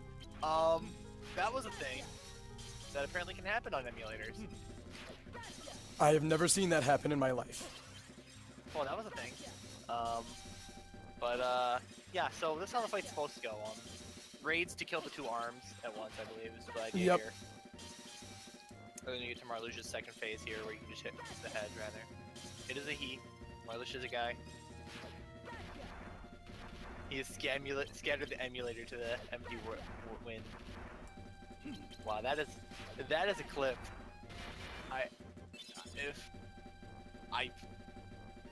Okay then. That's a first time for everything, if I've ever seen one.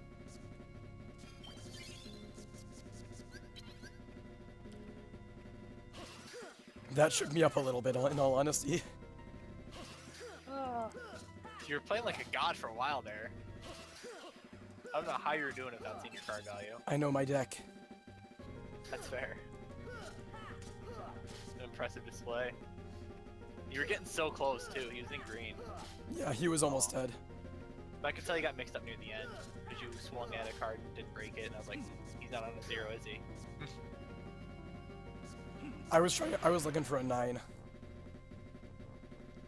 So I saw you throw a card against this. I didn't know if you like just because I know your deck's set up to throw zeros up there in the combo, but Yeah. the next run in the marathon will be Kingdom Hearts 2 Final Mix, beginner 90% all worlds by Cage Fan. Hopefully coming up in a minute or two here after we get the Berserk real quick. Slap that overdrive down. Resume beating the crap out of Marluxia.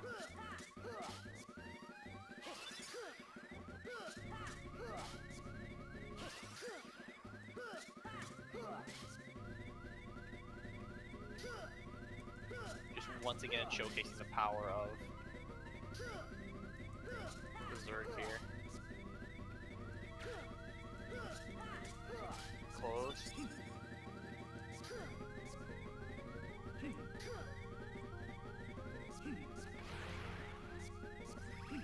No! That was stupid. Oh, I thought you were just gonna break him there. I need to fix my deck, though. Oh, so close. Hopefully no BGM glitch again. Yeah.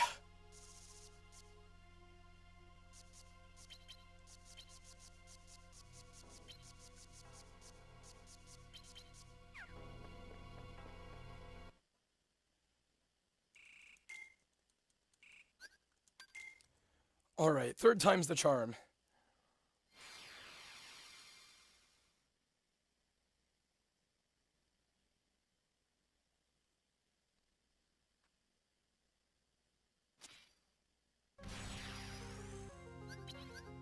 Oops. Oh, overdrive's not the one you want. Nope.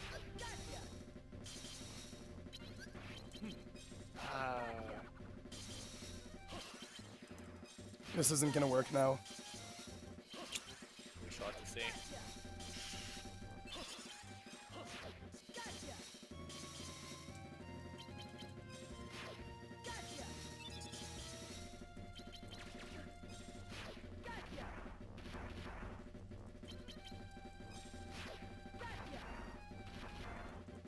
No, it's not gonna work.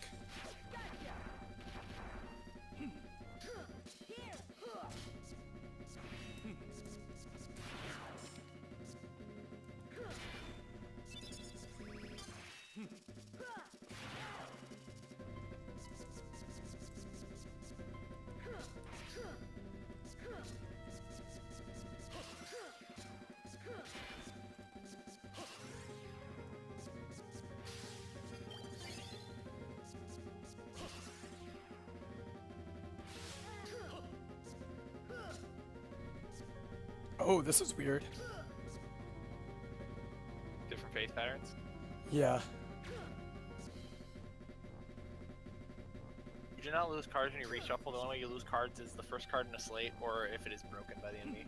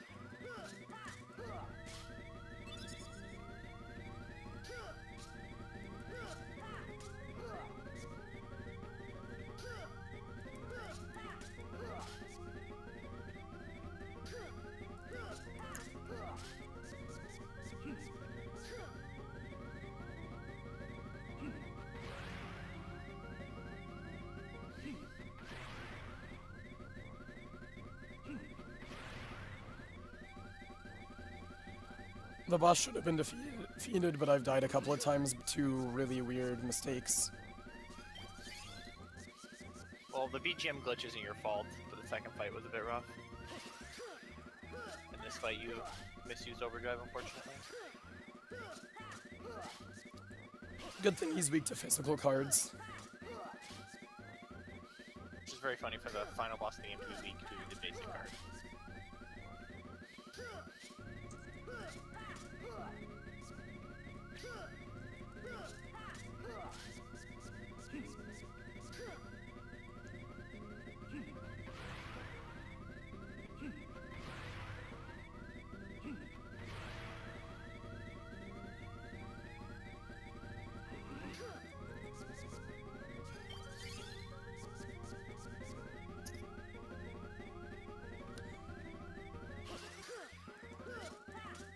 I'm usually not this bad, I swear. Yeah, bit of unfortunate with the Riku and the Marluxia. Primarily Marluxia just being really mean today. There we go, sub 301. And there it is. Whew. Sorry about how weird that run went, but we made it. That was. Whew. that Nice was improv on that last fight. a lot of improv on that final fight. Yeah, Oh man, I'm sorry, you would have been the actual legend if you had managed to win during the BGM phase.